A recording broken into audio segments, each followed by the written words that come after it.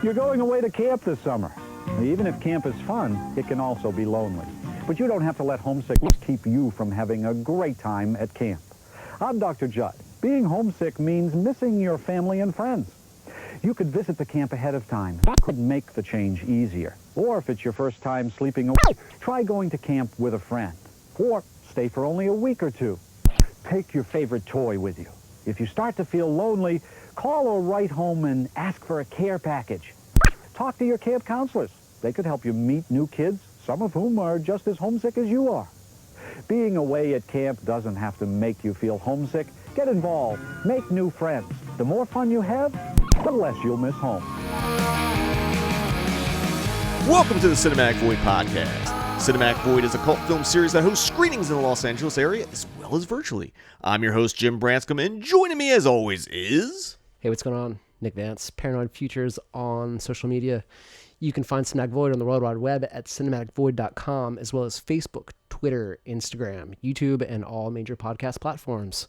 If you want to support The Void, you can consider joining our Patreon. Hey, Jim, why don't you tell the folks what's behind that Patreon wall? Well, right now, one of the things I'm currently doing is I'm uploading all the previous episodes of the Cinemanis movie. I'm creating a Cinemanis movie archive. So for $5 a month, which is the lowest tier, you get access to all of them. I add either one or two a month, depending if there's new episodes or the occasional exclusive Patreon-only episodes. So far, I've done 6 of them. If you want to watch any exclusive episodes or older episodes, they're all going to be there. It's going to take quite a bit to fill up the catalog, but also you get early access to the podcast. I put these up like 3 days in advance, 3 to 4 days in it before they hit public. Also, you get a chance to see any video walk-ins I do in theater, like the pre-shows. I also have AV mixes. I also post up all my intros if I have them, and the Q&As I do in theater. And there's a bunch of other things that are exclusive on there. There's some older, I think, Patreon-only podcasts, which were old Q&As I did, and I think we have a couple episodes or two up there where we talk about, I think it went with the drug episode. What the hell we talk about? I think we talked about Blue Sunshine. I think that's what we did. There might be somewhere in there. There's a lot of content up there, but yeah, $5 a month, you get access to all that. There are higher tiers where you get, like, sometimes when their merch drops, you get that merch without actually having to buy the merch. So good stuff. And if you want to support the Void, obviously, that goes to a lot of making all this happen. Right on, all for less than the price of a gallon of gas. Oh, yeah. Fucking inflation. Hell yeah, fuck that. So I guess we're talking about going to camp again today, huh? We are. And part of the reason is because of Camp Void, which we talked about in the last episode. Or not the last episode, the episode before the Winnebago episode. We talked about Camp Void and how there was no summer camp movies in there. So I thought, for the very least I could do, we talk about a couple summer camp movies on the podcast, 2 of which I've screened at various points. And I don't know, but before we get into that, let's just talk about what we've been doing, because, again, we work with each other, but we rarely see each other unless we're here recording these. So what have you been up to, man? I've been, I don't know. I think most of what I've been doing will probably just be in read, watch, listen. I've just been sitting around reading, watching, and listening. Yeah, not a whole lot. Last weekend, Nikolai and I went to see Cavalera, which is Max and Igor playing both Beneath the Remains and Arise. I think they also did a show where they did KSAD and Roots, but that wasn't the show that we went to. I think they may have played a song or two at the end. It was sick as hell, and if you don't know what band those two guys are from, I'm not going to tell you. I'm a gatekeeper. Thank you. We just had Bleak Week a couple weeks ago, maybe a month ago. I don't know. Whenever we record this, we just wrapped up Bleak Week. I think as we're recording, they're doing Bleak Week encores because people weren't sad enough. Hell yeah. So during Bleak Week, I did a couple of screenings. I showed Combat Shock with director Buddy Giovanzo. Super fucking nice guy. Awesome to talk about. We talked about film. We hung out beforehand, and we talked about films. Had a really great Q&A. Hope to have him back to do some of his other films eventually. I think he came out to introduce like Salo or something like that too. Yeah, like maybe a week before. He was just in town. Yeah, he was just in town, and he came up and introed Salo, and I don't know, super nice guy. And you wouldn't know that from watching Combat Shock. And then the other one I did for Bleak Week was The Seventh Victim, which was a print from the Library of Congress. It looked pretty good. I think it was a print that was struck in 1987. Oh, shit, okay. I mean, it was pretty flawless. There was a couple bits of damage here and there, wear and tear. I mean, it looked like it might have been plattered at some point before it got to the Library of Congress, but like overall, really nice print. Really cool to see with the audience, especially audience who had not seen the film. And if you haven't seen it yet, it's not on Blu-ray yet, but I have a feeling that someone, maybe Criterion, maybe Shout Factory, who've been doing the Val Lewton produced movies, someone's gonna put it out eventually, because it's my personal favorite Val Lewton production. So hopefully it comes out. Other things, well, we mentioned Camp Void a little bit earlier as we were talking, shooting the shit. And that's already well in. We've gone through 2 weeks of it now by this recording. Opening week was Blood Games, which we talked about on the podcast a couple episodes back. And then we got to watch it in the theater. Oh, yeah. It was really sick to see that with the crowd. And most of the crowd hadn't seen it, which is also super cool. Yeah, and just like, I mean, it played well in the crowd. Like that print from Park Circus, holy shit. I know it played the New Beverly like a couple years ago, and I think that might be the last time that print played. It might have been the first time. It might have been the first. Fucking clean. Yeah, because it was a print from 2007, and it's definitely never been plattered. It looked too good. Yeah, it's weird to say, but like it's kind of true.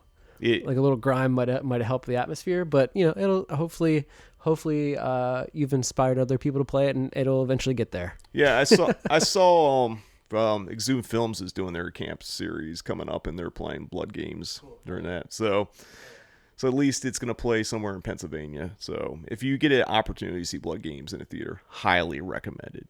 It's a lot of fun to watch it. And then the other thing, which was kind of our hometown film for both of us, was showing the Blair Witch Project, which was a fucking ordeal and a half to make happen. We're going to give the Cliff Notes version of it, but like I did a pre-recorded Q&A with one of the co-directors of the film, Eduardo Sanchez. I had to do it twice because Zoom fucked up. And, I'll take the hit. Like some option on Zoom had changed and I didn't realize it, and it glitched and stopped recording. But he was really gracious, like super nice guy. So we did the Q&A again. And then we had some problems tracking down that print. The distributor acted like they didn't know anything about a print, even though it was playing around the country. And then we finally got it settled. They sent it to the wrong address. So Nick, who was an absolute fucking hero, drove 5 hours round trip up to Lebec. And if you don't know where Lebec, California is, it's around Bakersfield, somewhere like that. It's probably about 20 miles south of Bakersfield. Yeah, I mean, it's 2.5 hours up and 2.5 hours back. So Nick spent his morning, the morning of the show, picking up that Blair Witch print so we could actually have a show. So shout out to him. And also we had Deanna Rooney come out, and she played Treat Number 2 from the Blair Witch Project for the intro. So we had a jam-packed Blair Witch show, and it was a huge crowd and a lot of people who had not seen that movie. Really? Yeah. I didn't expect that. Well, I mean, this is kind of common, and we talked about it in the programming episode a while back, and I think I mentioned it almost all the time, is the majority of the people that are coming to screenings now have not seen the movies that I'm showing. It's sick. No, sick. But that's actually great, because that way they're being introduced to it as opposed to like you're fan servicing someone. So, obviously Blair Witch did bigger numbers than Blood Games, but like I appreciate people came out to both and had not seen them, and maybe they'll come check out something else. Does that ever encourage you to do like an encore screening of something, or maybe even just doing something 6 months down the road, a year, just doing it again a year later? I know that you have done few, if at all, of like double screenings. Yeah, I don't really do repeats. I know the Cinematheque will occasionally do encores of stuff, but they haven't.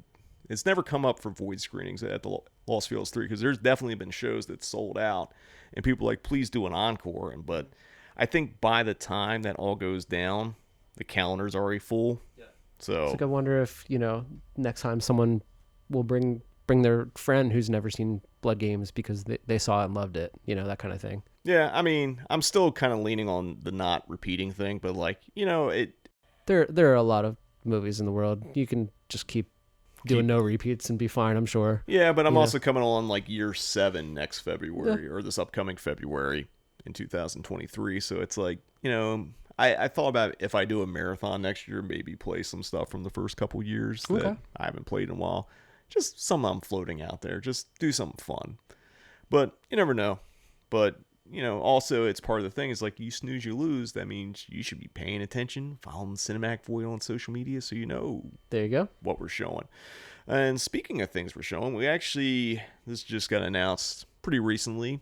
By the time this podcast comes out, it'll probably be about almost a month out, roundabout, maybe a little bit less. I'm doing a special sneak preview advanced screening of the WNUF Halloween sequel, which is the new film by Chris LaMartina, who directed the original WNUF Halloween special. And if you're not familiar with that, it was a found footage movie, takes place in Baltimore, some more hometown stuff, plus Chris is a homie, and he's actually been on the podcast too. He was on, I forget what episode, but he was on I think the last On Halloween episode, the one about anthologies and found footage. Him and his producing partner, George, came on, and they talked about WNUF, and they talked a little bit about the sequel, although Jimmy's not involved with it. Chris kind of hinted at stuff, but doing a fan screening at Midsummer Screen, which is a horror convention. It's more like home haunters and that kind of stuff, but they also have guests, and they do screenings, and they have other kind of events. So doing a screening on the Friday there, it is July 29th at the Long Beach Convention Center. I don't have a time, but I assume it'll be sometime Friday evening. Beforehand, there's going to be a mixer, so you can have some cocktails. Probably shouldn't say this because I'll probably jinx it, but DJ Jonah Ray will be spinning some tunes, and I'll have some visuals playing on the screen. Then we're going to show the film, and then afterwards we're going to do a Q&A with Chris and his wife Melissa, who is a co-producer and star in the movie. So good time, and pretty good reason to get excited for Halloween in July. Oh yeah, Scream from Long Beach. Scream from Long Beach. I still say top 5 live record of all time. Iron Maiden, Live After Death, shot in the Long Beach.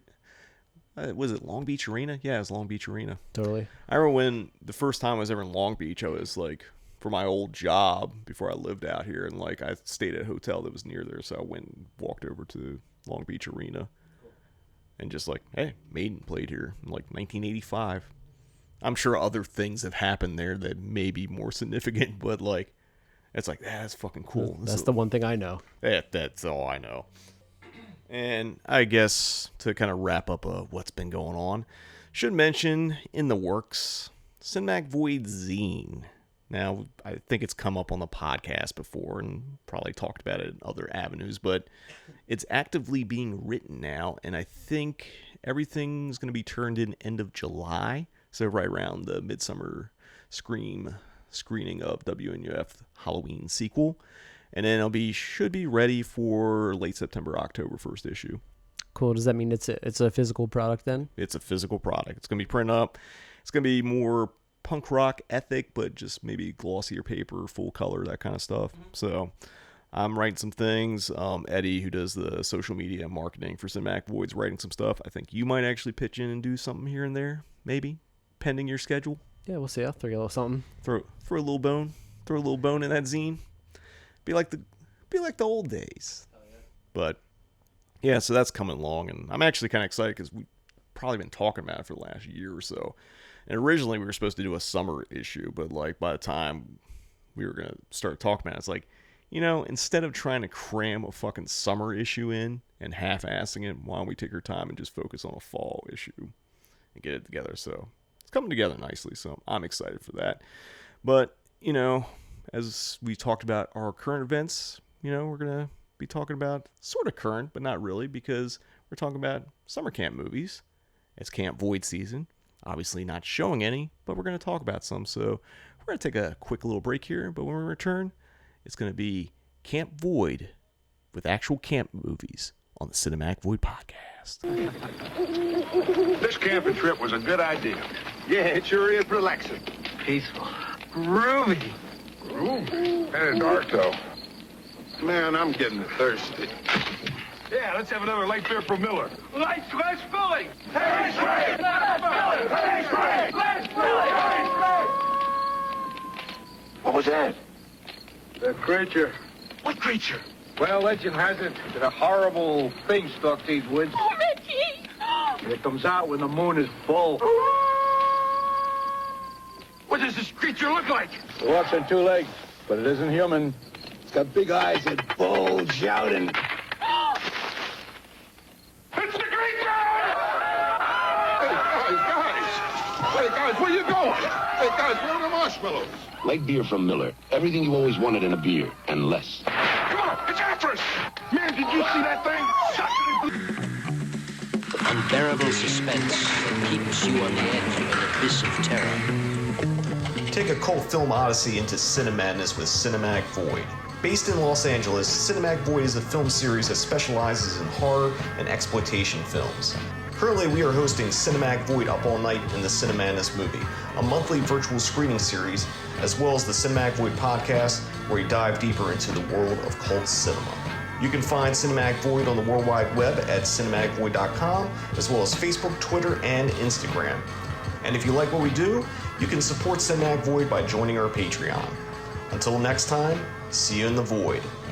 Welcome back. We are talking about some summer camp movies here on the Cinematic Void podcast. Up first, now, we talked about Blood Games and that print being one of the best prints we've ever seen.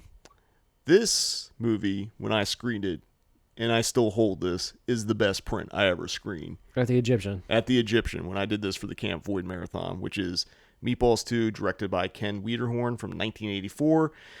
Ken directed a bunch of things. He directed Shockwaves, he directed King Frat, Eyes of a Stranger, Return of the Living Dead 2, and several episodes of Freddy's Nightmares. So he's done a lot of work. The film stars Richard Mulligan, who's basically a TV actor, Kim Richards, who was in Escape from Witch Mountain, as well as Assault on Precinct 13, Night Court's John Larroquette, who also happened to do the voiceover for Texas Chainsaw Massacre, so we can make that Void-centric. Hell yeah, I love Night Court, and I recently found that somewhere I can just like watch every episode online. So anyway, that's out there. Well, I mean, I should talk about actors from Night Court that were in exploitation movies, because Richard Moll's in a ton of them. Hell yeah, he's in that's Bull, right? Yeah, Bull. Yep. He's in fucking Evil Speak. He's in like Dungeon Master, but he's not in this movie. But Night Court has a good lineage of people being in like trash cinema, great trash cinema.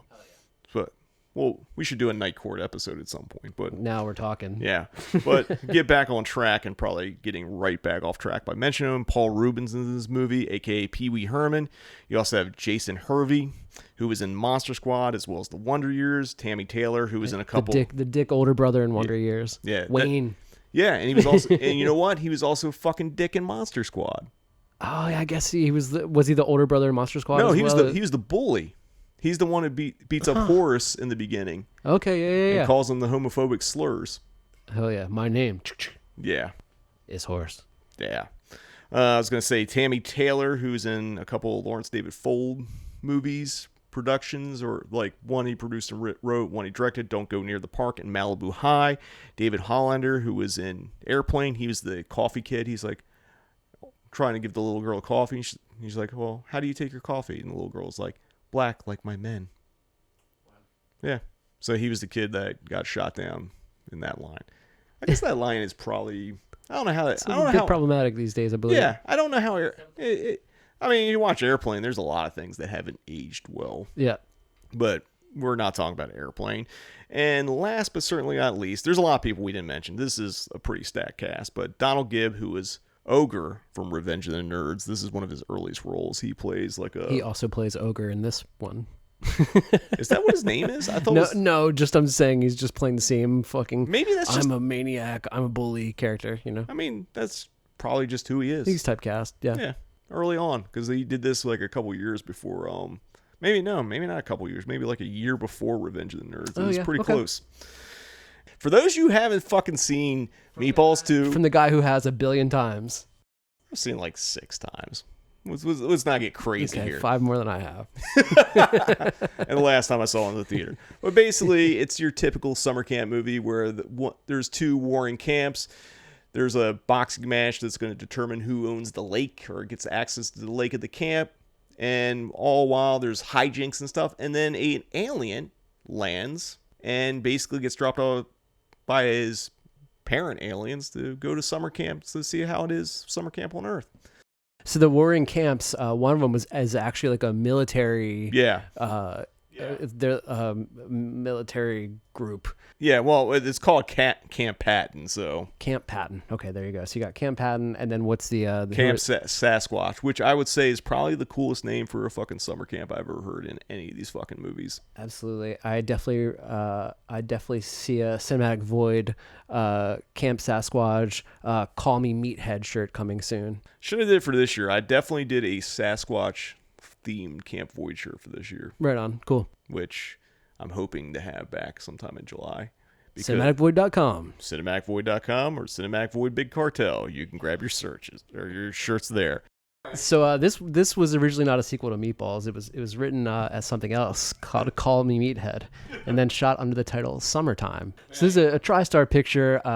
When you see that fucking horse, you know you might get some quality entertainment. Oh, you definitely like TriStar used to be a fucking banger of a fucking like film studio. They put out Where the Boys Are 84, Silent Night, Deadly Night, all Rad, all kinds of shit came out under TriStar, and you know, all the movies that I really loved from that company, I think they all like kind of tanked originally.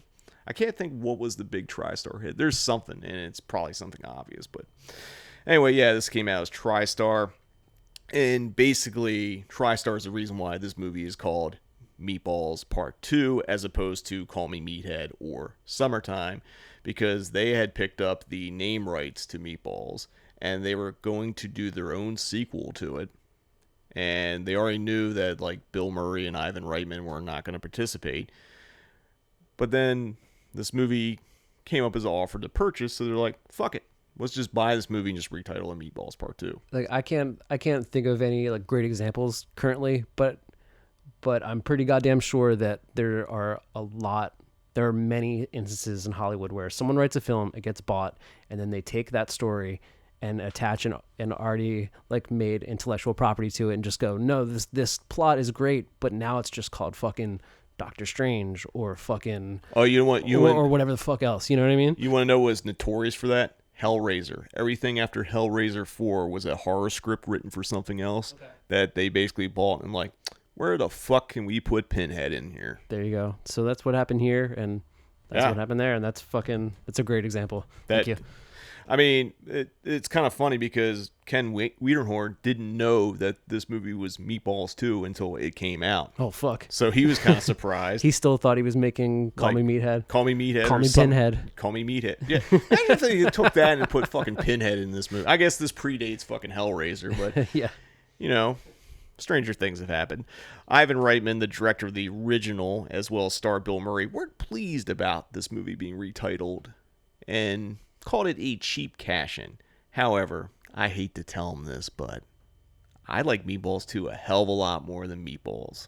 Right on. I don't really remember the original Meatballs, and I felt like just diving into this, I just assumed I'd be fine, and I didn't need to like straight up catch up on the old characters. However, what really intrigues me about this is Meatballs 2. Like, what was the director's intent? Like, is Meatballs 2 the original version of Wet Hot American Summer? Or, like, were they... I can't tell whether they were just making a goofy camp movie or whether they were making fun of a goofy camp movie. And the line is thin. You can't tell. Like, are they making fun of camp movies or are they just this fucking stupid and it's great? I mean, that's actually a good point because, you know... It could have been made to be just a Meatballs cash-in because a lot of sex comedies were coming out. There was the year Meatballs came out, there was another sex comedy that I showed on Cinematic movie called Summer Camp. That and Meatballs came out the same year, and Meatballs is more PG because there's no nudity and maybe there's implied sex. I can't really remember, but like it's a different movie. And maybe Meatballs 2 was just like, oh, we'll do a fun summer camp movie and like make it kid-oriented or something, even though there's plenty in this movie that isn't very kid-oriented, which we'll get into. But I really don't know because like they hire a cast of people, and like I get what you're saying. Like, were they trying to do something like Airplane, which we mentioned earlier, which was it just to make it a fucking parody of a summer camp movie, or did they hire all these fucking really comedic people just to make a fucking funny movie? Like every single thing about this movie every little aspect and plot point is over the top. Everyone. And then they have a fucking alien, which is like, is that just a ET cash in?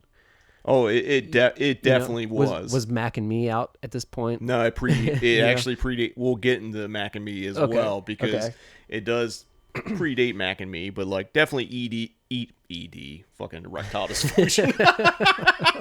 Fucking ET was definitely on the forefront, because ET came out in 82. Erectile terrestrial. Yeah.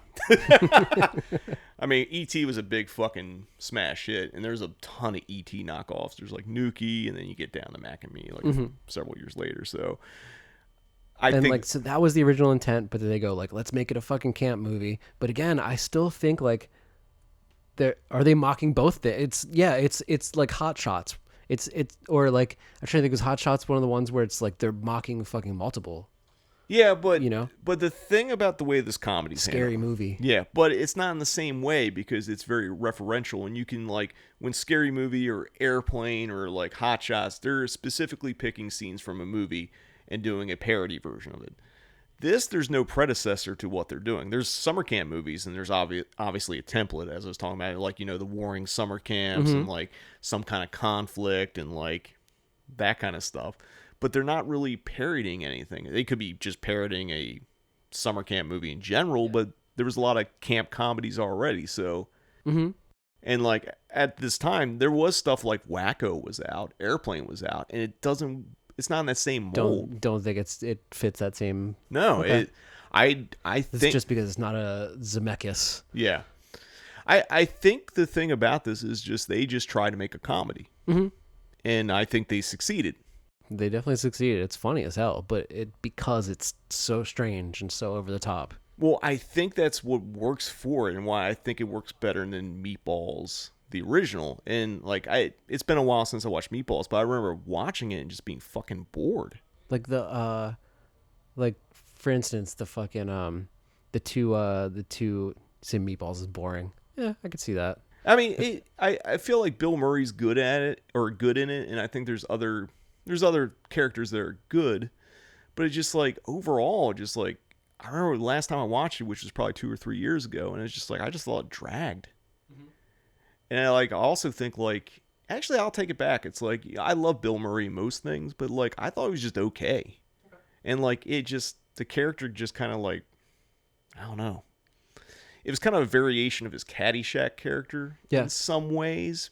Like, there's a parallel there, but like, I don't know, just Meatballs didn't work for me. And I just remember it being really funny, when I was younger, but then just rewatching it just didn't work. Whereas like, rewatching this movie, I feel like not every joke hits, but I think it's funny, and I think the people in it are just genuinely funny because they're just being themselves. Like the way we perceive comedy over time changes, and that doesn't just mean like, oh, this thing that is offensive used to be thought of as funny back in the day or something, but I just mean just our sensibilities have changed. Like, I find that I need something like really absurdist to be like really funny for me now, but like, that's just not what comedy was in fucking 1983, even though this is like really absurdist, and that's why I loved it. It's but I still think of like I'm talking about like newer stuff like Tim and Eric or fucking Wonder Shows or that's not that any of those things are fucking new now, Jesus Christ. Memes. Yeah. I mean, honestly, I don't want to say it's a meme comedy, but like there's a lot of set pieces that are set up, and like they just kind of deliver. And like, people steal the show. John Larroquette like steals the show in whatever scene he's in. Paul Rubens is just fucking stealing the show, and it's not even like they're mugging or trying to like. It's not like they're trying to steal the show. They're just allowed the space to be fucking funny. It's interesting that who they're warring with is, again, military and not just like a rival camp or something like that, because that's what a lot of these movies would be. But like, instead it takes like, it's part Stripes versus the camp, that kind of thing. So it just makes me think of other like films of the era that I'm not sure came out before or after, but I have to look it up. They're all around the same time. So it's definitely unique for just because it is weird. Yeah. And let's talk about just, it being fucking weird because, like, you know, it has all the summer camp tropes, as we mentioned, you know, competing summer camps, you know, tough Italian guy that's supposed to be like the cool guy and tough just because he's Italian, really. Like his only character trait is I'm Italian. Yeah. And so you're just supposed to think he's the tough cool guy. Yeah, because like fucking Fonzie, fucking Happy Days. Yeah, like for sure. And his friend is the lesser of more of the same character. You know? Exactly. He's just the sidekick that's the same guy, just a sidekick, you know, kind of. It's weird dynamics. And like, even like there's just, the movie's just out of step. And like, I'm not really sure why, other than they just like budget or just let people just run shop. And I think the other thing we can talk about is fucking Meathead. Yeah. Like, I'm sure that's the deal breaker for some people, but honestly, I think Meathead's a fucking great character. He's awesome. And he got his name because it's like me, Ted, you know, me, Ted, and they're like, oh, Meathead. That's that kind of thing. And we already mentioned E.T. Cashoff, obviously. But he might be one of the best characters in cinema ever. Right on. Like, one, he's a Jewish alien. And, like, that probably wouldn't fly now, but, like, because they do, like, the most, like, stereotypical thing. Like, his parents are really Jewish, like, they're dropping him off at camp. I hadn't caught on to that. I mean, when we screened this at the Egyptian, and before we get too much further, I want to give a shout out to Phil Blankenship from the New Beverly, because he's the one who tipped me off that Sony had this archival print. And again, best print I've ever screened, best print I've ever seen. I stand by it. The scene where fucking Meathead fucking smokes a joint, gets high, fucking brought the house down. Hell yeah. Yeah, his eyes light up red. It's fucking awesome. He fucking levitates, dude. Oh yeah. And like, it's fucking zany. And like, it's a PG kids movie with a fucking alien getting high.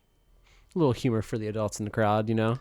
I don't know what audience this was made for or who went and saw this. I mean, obviously someone saw this movie because, or maybe not, because something else we should mention, that after Meatballs 2, I think MGM, or another company that MGM Park Circus ended up buying out, got the rights to the Meatballs franchise and did 2 more sequels. There's a part 3, which is, I guess, sort of a direct sequel to part 1, and then there's part 4, which is unrelated and stars, I think, well, at least Corey Feldman. I think both Coreys are in it. Okay, I was trying to remember if the Coreys, or at least Feldman, was in the 4th of this one or the 4th of the next one we're going to talk about, which I won't mention quite yet. But no, he's in the 4th of Meatballs. Yeah. Okay, I don't know if Meatballs 4 was ever intended to be Meatballs 4. It's a weird franchise. It's another one of those where it was a fully different movie and then they just slapped a name on it. Yeah, it possibly, or it could have been. I mean,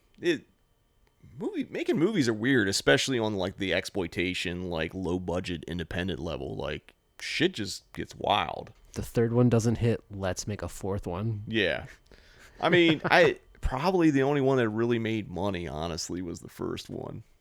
Yeah, I mean, I don't know what the box office was on this. It might have done okay, but like, I mean, it had to do well enough that name recognition meant enough to do a Meatballs 3. It's insane. It's all insane. I mean, but anyway, Meathead. Meathead should be on fucking shirt. I should have done a Meathead fucking Camp Void shirt. Call me Meathead. Call me Meathead. I mean, but, you know, Sony, that owns TriStar and has the rights to this character, it should be fucking action figures. There should be, like, fucking merch galore, man. There should have been a fucking franchise of Meathead movies. Oh, yeah. I mean, I kind of joking, but not really. And another thing I want to mention, because you already mentioned Mac and Me, one of the campers is in a wheelchair, and he's like Meathead's main friend. So predating Mac and Me, if you've seen that movie, you know, like the lead kid is in a wheelchair and he meets Mac. It was Mac and Me before Mac and Me, minus the McDonald's like sponsorship, which is the weirdest fucking thing in Mac and Me. Like, you knew about that, right, with Mac and Me? I vaguely remember it. No, McDonald's like was a partner on it, and like I guess they gave money to the production because there's a big fucking sequence that takes place at McDonald's. You get the Playland, you get a musical number. It's fucking stupid. And there's like you can go on YouTube. There's a McDonald's commercial talking about Mac and Me, where Ronald McDonald's like, "Hey, I want to talk about this new great movie coming out, Mac and Me," because I think McDonald's thought they were going to get into McDonald's thought they were going to be the Disney with French fries kind of thing. So they're like, Mac and Me's gonna open the door, and then Mac and Me fucking shut the door. I mean, anything with Mac in it, they try to capitalize on. Mac the knife. Mac the knife. What? That? You know. I never even thought of that angle. McDonald's. McDonald's. McDonald's and Me. Yeah. But Mac and Me pretty much ended McDonald's film career. I mean, I'm sure they still did like tie-ins with other studios and stuff, but I think Mac and Me, they had aspirations that like that was going to open a door, that they were going to produce movies that are just going to be sole fucking McDonald's commercials. I think at one point they talked about doing like, actually no, it was the 70s, because I think it was Sid and Marty Krofft were like asked to do like fucking McDonald's. You know those old McDonald's land commercials where you have like, you know, I don't remember those commercials, but I know what Sid and Marty Krofft are, you know? Yeah, I mean, if you go on YouTube, watch any 70s McDonald's commercials, they're fucking weird. Oh, yeah. They're definitely, like, in that vibe, and I think... fucking tripping out, eating a fucking Big Mac. I mean, fucking... Yeah, smoking a J with fucking Meathead, watching some McDonald's commercial from the 70s, you will be tripping. Oh, yeah. There's some mushrooms on your burger. Ooh, yeah. Bro! Yeah, I mean, we've already kind of mentioned it, but Ruben steals the show, Larquette steals the show. Like Ruben's is the bus driver when the film opens. Yeah, and he's also DJing and shit. Like, dude, it's a nice. I'm actually kind of envious when Phil showed this, because when he showed it, like they actually got a lot of the cast to show up, and like Paul Rubin showed up and all that. I would have killed to have all those people for Meatballs 2, but that had to be a once in a lifetime people showing up for Meatballs 2 kind of screening. Right on. Did they do that at the New Bev? They did at the New Bev first. I never think of them as having guests like that, but I guess they do that when it really counts. I mean, yeah, this was years ago, yeah. Years and years ago. But again, shout out to Phil for tipping me off that Sony had this print. But yeah, overall, this cast is great. It's also very 80s. I mean, besides not having a wet t-shirt contest or quicksand, it does have other tropes. There's aerobics, there's boxing, you know, there's a lot of great sequences. Even the non-comedy sequence, like kind of that when like Camp Patton like sneaks in at night, when like there's like the one Italian dude's like getting ready to skinny dip, and like they kidnap him because he's the guy that's supposed to be in the boxing match. Like that sequence laid out pretty good. I mean, Ken Wiederhorn was a Wiederhorn, not Wienerhorn. Ken Wiederhorn. They called him that his whole life as a kid. Fucking Wienerhorn. I think they might have called him that after Return of the Living Dead too, because like he used to be one of the most hated fucking filmmakers in the world. People hated that movie, but I think Return of the Living Dead's Part 2 is pretty good in its own, and I think the groundwork he laid in Meatballs 2 is what played into Return of the Living Dead 2. Cool. Okay. Maybe check it out at some point. It's, you know, is it Return of the Living Dead? No. But as a kind of weirdly parroting stuff without being direct parroting of things, same vein as Meatballs 2. Okay. I never really thought about it until we just started talking about it. But yeah, there's a lot of parallels between the two. Cool. It's a fun movie. It's very 80s. There's the movie's got tons of jokes we talked about, and obviously there's a few that are dated. But that's going to be every 80s movie. But I also think there's jokes that probably didn't work at the time that actually work now because of people's more in tune to the absurdist end of things. Mm-hmm. It's just kind of loose and fast and just fun. A couple other little things to mention. Ken Wiederhorn's movie Shockwaves makes a cameo in it because that's the movie the kids are watching at camp. So imagine being at a summer camp watching a bunch of aquatic Nazi zombies invade in Florida. This is your summer camp movie. Oh, yeah? Yeah, it's kind of fun. You know, the ending where, like, you know, Flash fights Mad Dog. Mad Dog is played by Ogre from Revenge of the Nerds. It's a pretty crazy ending, especially when Meathead makes him levitate and just, like, flying around and shit. It's awesome. It's fun. That's all I gotta say. And, like, again, I'm just gonna restate Camp Sasquatch is the best fucking name for a summer camp. So, I don't know. Final thoughts on Meatballs 2. So I loved it. It's awesome. I still can't tell whether it's the OG Wet Hot American Summer, which I totally love. I don't know if you're a fan. I do like it. I do like that movie. So it's a good time. I haven't really seen all the TV show spin-off and all that stuff, like prequels. It's all on Netflix, isn't it? It's cool they did it. Yeah, but I feel like if, sometimes it just you can't go back to camp. Yeah. I'm just a big David Wayne fan, so that's like always that's kind of my go-to camp movie, you know. Yeah. And then it's actually a great one, and like I think at some point, if I can justify it, I'd slip it into Camp Void. nice. Yeah. But yeah, that's what it's sick. I'm glad I finally saw it. You've hyped it up to me for years, so I'm glad that I finally got here. You know, normally when I hype up something that's like this, there's always the fear you're like, you son of a bitch, you made me waste like 80, 90 minutes of my life. Yeah, I'll never get these 90 minutes back, but sick movie for sure. Sick movie. So there you go. Nick's seal of approval for Meatballs 2. We're going to take another quick commercial break, but when we return, we're going to talk about another summer camp sequel here on the Cinematic Void Podcast. This summer, return to a real hot spot. I know a place where the four of us can go and Meet new people. Breathe fresh air. Enjoy water sports. Fall in love. I love you. Bring the kids. Come back. The insanity continues. Meatballs Part 2. Rated PG. Now playing at a theater near you. Welcome back. We've been talking about summer camp sequels here on the Cinematic Void Podcast, and up next, this is one of my favorite summer camp sequels, and it's a slasher movie. We talked about a comedy. Of course, we're talking about Sleepaway Camp 2: Unhappy Campers, directed by Michael A. Simpson, and it came out in 1989. The film stars Pamela Springsteen, yes, sister to Bruce, but she also appeared in things like Fast Times at Ridgemont High, as well as Modern Girls, which is a great 80s movie. Also stars Renee Estevez, who happens to be the daughter of Martin Sheen, niece to Joe Estevez, and sister to Charlie and Emilio. But she's also appeared in other cool stuff like Heathers and Scott Spiegel's Intruder. So I actually watched this morning, and I knew I recognized her, but I didn't realize she was a fucking Heather. Yes! There you go. Also in this movie, as we're getting away from Heathers, we have a James Bond regular, Walter Gotell, he played kind of a Cold War, communist enemy of James Bond from 1977 to 1987. He also appeared in Puppet Master 3, because we're going to make this a Void thing. Might as well. Also has Valerie Hartman, who went on to do an episode of Cheers and an erotic thriller called Intimate Obsession. She didn't have much of a career, but she's very important to the movie, so I'm just mentioning her. All right, so Sleepaway Camp 2, it's about Angela, who you know from the first Sleepaway Camp, and you know what the end of the first Sleepaway Camp is. Well, she's back. Like, she never went home. And she's here, and she's the camp counselor. And she's taken a bunch of campers under her wing. They start misbehaving, which means having fun, fucking, drugs, etc. What else do you do at fucking camp? And she reverts to her old ways and starts knocking them off one by one.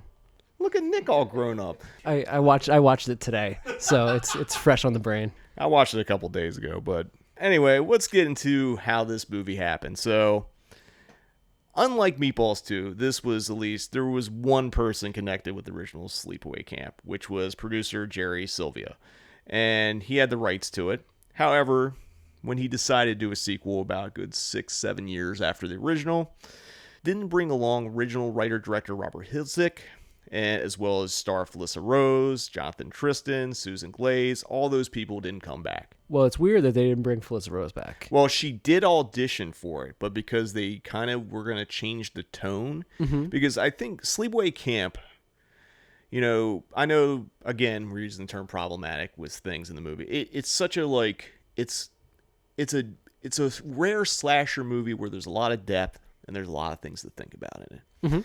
And for this sequel, all that shit gets thrown out to be jokey to some extent. Yeah. Like, there's nothing in this movie that has the same impact as the ending of Sleepaway Camp. But I think at the same time, it's like, well, we're not going to be able to top that. Yeah. So let's go in the other direction, which is where our director Michael A. Simpson comes in. And I have a little quote from him that he said in an interview. Basically, he said he knew he had his work cut out for him filming a sequel to a popular horror movie, especially one that would have a totally different tone. He said, doing a sequel is a tricky experience. It's sort of like sleeping with another guy's wife or girlfriend. Yeah. I think that, and this one came about so late, 89. I just think that they were just kind of doing but once you make a sequel, just make it simple. Yeah. You know? and then you could do it again and again. If you make it, if you've already set you already have your set piece, you already have everything in place, and at this point it's just a template you can do over and over. So it's like if we create some great story, then you also have to do that every time, and that's a pain in the ass. You know, it's like this means you can just churn them out. I don't know. That's my thoughts on why it's done that way. They definitely churned it out because they shot part 2 and 3 back to back. Oh, okay. Literally, they shot 2. Like filming them together? Yeah, well, they shot 2 on its own. I think they might have took a little break and then shot 3. I mean, it's not like some of the same actors, or is it? No, not different actors, but they used the same campsite. They just changed camp shirts and all that kind of stuff. But like, yeah, they definitely, probably budget reasons, because they knew, I mean, franchises were hot. Even though this was coming in late, you also got to think, like, when this was coming out, like, you know, Nightmare on Elm Street was popping, Friday the 13th was popping, like, it was sequel crazy. Right. I mean, even I think by that point, Halloween had restarted with part 4 and maybe 5. So, like, sequels were coming. Yeah. So it was striking while the iron's hot. And it's like, why just have one sequel when you can have 2 in the bag? What's the when was the first one made? First one was made probably early 80s. I think I'm just doing this off memory. I think it came out somewhere between 81 and 83. Okay. So yeah, they waited a while to do the sequel. My guess is they never intended to make a sequel, but once they saw money on other horror sequels, it's like that's back to my original point there. It's just like this, it was a cash in through and through, and it's like, can we keep this simple enough that we could just keep doing it? And I mean, really, they set everything up to be pretty simple, because you get the opening campfire scene that, like, you know, they're talking about what happened in the original movie, setting things up.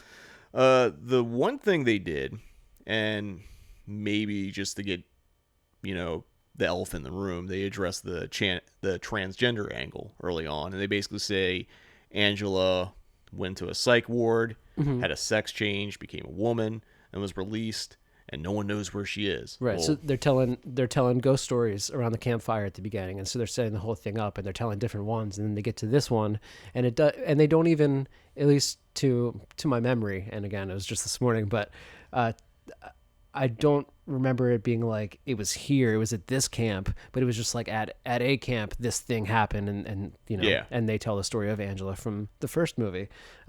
So you know, that's how they set it up, but they don't really, as you know, they say Angela, and this girl's name is Angela, and she's killing people, but they don't really show her motivations at any other part of the movie. They never explain anything else why she's doing this. She's just killing people. She's just the counselor. She's killing people. And so, you know, it is Angela, but they don't really, you know what I mean? They don't beat you over the head with it in that way. Well, I mean, the through line, and although for this one's a little more kind of half-assed for obvious reasons, right.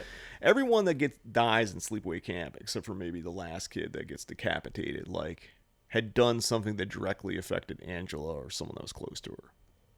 So yeah, I still thought it was more of like just like morality shit, because they are just getting killed when they're fucking. Well, for this one, yes, but like basically, there is a shift from what Angela was in part 1 to part 2 being kind of like very moral, in a way, and when you violate the morals of camp, so I guess whatever mental experience, like. There is a leap, and now I'm thinking about it, like, it doesn't make any fucking sense, but, like, again, tonal change, but they set up what the original, in that campfire suit, they tell you what happened in the first one, they set up what happened to Angela after, and basically, it kind of, like, it's enough that the through line that now she is a super camp counselor, with this moral complex that if you violate her moral compass, you're getting 186 or 187. Sorry, getting 86 or 187 there. People think she's telling them like, oh yeah, I just sent them home. You know, they did something bad. I sent them home. I sent them away. She kind of keeps saying that as she kills more and more as the count goes up. And I think there's some great kills in this one. There's some awesome stuff that happens. Do you know who did the effects offhand? I don't. I can't remember offhand. The one thing about the effects, I think the kills are really creative, but a lot of them are just off camera, or you see the blood splatter, but what is implied is pretty fucking cool, and I think it's for a couple different reasons. I don't know if this one ran into problems with MPAA when it came out rating wise. I know part 3 did, and they had to cut the shit out of part 3, but I think some of it was just skirting around it. Also, I think the tone, like they set things up pretty well. So you have like, burning the two sisters. I've seen people say this movie's gory. I don't think it's necessarily gory, but I think like the intent behind the kills are really good. And plus, you now have Angela treading into that Freddy Krueger territory with one-liners. Yeah. Not all of them are good, but like, there's stuff like say no to drugs and like shit like that. It's just kind of like self-referential in many ways. One of my favorite things in this movie was when she kills the campers that dress up as Jason and Freddy, and she's dressed as Leatherface. There's definitely a facts of life joke in here somewhere. I can't remember what it was with that. It said someone who dies or something. They say like, oh no, I think it's like whatever happened to Angela when they're talking at the campfire. Whatever happened to Angela, and someone says, oh, she's on the new season of Facts of Life. Yeah. So aside from Angela, like there are other great one lines. There's a girl that's naked in the dorm, and someone's like, I think it's Angela telling her like, to put your clothes back on or whatever. And she says, "Who's gonna see me anyway?" And there's some of the younger guys at the camp are outside with binoculars, and they say, "The Tip Patrol, that's who." Actually, I don't know if they were allowed to say Tip Patrol. I mean, there's definitely a pool scene where unlike the previous summer camp movie where there's no wet t-shirts, there's definitely a wet t-shirt in this movie. Oh yeah, there's more boobs than blood. Yeah. What did the fucking kid say? Like, I'm gonna actually look it up because it's a fucking ridiculous line. And they had because they were using underage kids and there's certain rules for filming, they had like someone on site. Stunt boobs? No, not stunt boob. Well, none of the underage kids could be around when there's nudity, but like they even had control over what they said. So I'm gonna look up the line because like obviously I think it was supposed to be Tip Patrol, but like what did he? It's something so fucking ridiculous. Okay, I found it here. So originally the line was with those two young boys that happen to be named after Renee's real life brothers, Emilio and Charlie, the little kids. I think the line was, "Hey, Emilio, check out those nips." But like the person from like the Georgia like film labor board made him change the line, so it had to be, "Hey, Emilio, party hats at 2:00." Oh wow! But they still got away with the Tip Patrol. That's who. Oh, they did. I mean, it's in there. Maybe the rep wasn't there that day. Awesome. And there's also there's a sex scene I think is between Allie and Sean. Mm-hmm. And when they get done, she gets up and she's putting her shirt back on. She says, "You don't have AIDS or anything, do you?" And he says, "No." She goes, "Great. See you around." And just takes off. And that kid was underage. They had to use a stunt double for that. Stunt cock? Yeah, stunt cock for that. Dude, that line is like fucking brutal. And like, there's no way you could do that joke now at all. It's so wrong, but it's like, it's also so flippant with the times. Yeah. I mean, yeah. Again, like, both these movies have things that didn't age well, and that definitely, I mean, that was probably in poor that was definitely in poor taste at the time. In 1988, that was in poor taste. And I'm going to do a correction here. We said 89 for this. That was actually part 3 was 89. This is 88. I fucked up. So Sleepaway Camp 2, 1988, not 89. But yeah, there's a lot of like one-liners in this movie, and like, again, things have not aged well. Things were probably problematic then that are problematic now, but I think overall, like, the movie works. Like, the jokes, the one-liners, they all work. It shouldn't work, but it goes, and like a lot of it has to do with Pamela Springsteen. She's actually really great in this movie. So who does she play? She plays Angela. She's Angela. Okay. She's Angela. Okay. I don't know. We were talking about the deaths and stuff before we got sidetracked about party hats at 2:00 and the Tip Patrol and all that. But like, Allie's death in the outhouse is fucking vile. There was a point during that death where she comes back. She's like pushing her into the fucking into where you shit or whatever. In the hole in the outhouse, and so she's all body in at this point, and she's trying to climb out, and so she's still trying to like, kill her and stab her and shit while she's climbing out. As she's climbing out, covered in shit, covered in mud, whatever the fuck, and has like leeches on her. I swear one of those cuts it's a different person coming out of the fucking toilet. I could be wrong, but like maybe it's just the difference of like what you look like when you're not covered in shit and leeches and when you do. But I swear it was like a different person, like a quick cut at the end. And if so, awesome. Like it could have been they like, just need a little more coverage. Get in there. it's like, hey, you want to do that again? No. So I mean, I don't know if that's true, but I wouldn't put past this production. Yeah. Just how this movie was made, it's quite possible. Like we need one more close up. Hey, you look like the actor getting the fucking shitter. But like that death is probably the vilest because one, she gets stabbed in the back first, so then she gets shoved into shit, which means there's fucking shit going into your open wound, so it's instant infection. So even if you don't die in the shitter, you're gonna die from some kind of bacterial fucking poison or death or whatever. Anyway, so it's just mean. It really is. It's when she stabs her in the back, it's brutal, and it's like that kind of thing.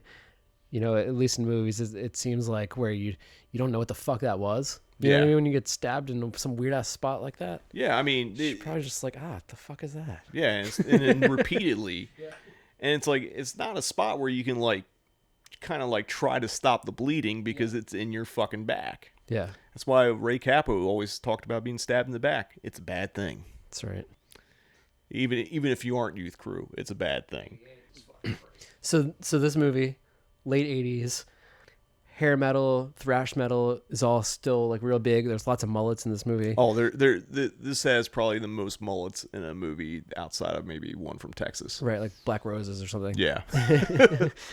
Speaking of mullets, the most mullets I've ever seen in real life was when I got like stuck at a layover in the Dallas airport years ago. So modern mullets or semi-modern mullets. Dude, I mean, mullets kind of came back a year or two ago. In well, fact, you still see some like. No, these were dudes that had mullets in the 80s that maintained the mullets into the 2000s. The classic. And they also had the handlebar mustache. And like it was like, I mean, even our buddy Sink Shower had a mullet pretty recently. He probably still does. Now he's in Colorado, but yeah, I mean, motherfuckers be having mullets. Yeah, but like this was in 2008 when I was stuck at the airport, and like I was just sitting there, and like every plane that landed, at least 10 people got off that plane that had a fucking mullet. Hell yeah, like straight up Billy Ray Cyrus style. Yeah, I mean, don't the achy breaky mullet. Yeah, it was the achy breaky mullet. Like they were gonna go fucking two-step after they got off the plane. Hey, respect to them. Yeah, man, just get to that shit kicker bar. As we got sidetracked on mullets, you were saying thrash metal. Oh, so there's a ton of great thrash in this movie, and I got to admit, I didn't really recognize much of anything. None of like there was a lot of great songs in the soundtrack, but either it was like some. I mean, the biggest band probably on that soundtrack, and they're probably bigger now than they were. They're probably bigger. They were bigger on paper then, but they probably weren't. I mean, they were everyone's favorite thrash metal band, which was Anvil. Mm-hmm. Anvil was on the soundtrack. Okay, yeah, and I don't really know their stuff that well. I mean, I just mentioned because there's a big fucking documentary. I saw the documentary, and yeah, it's cool. It's a cool story. It's Spinal Tap in real life.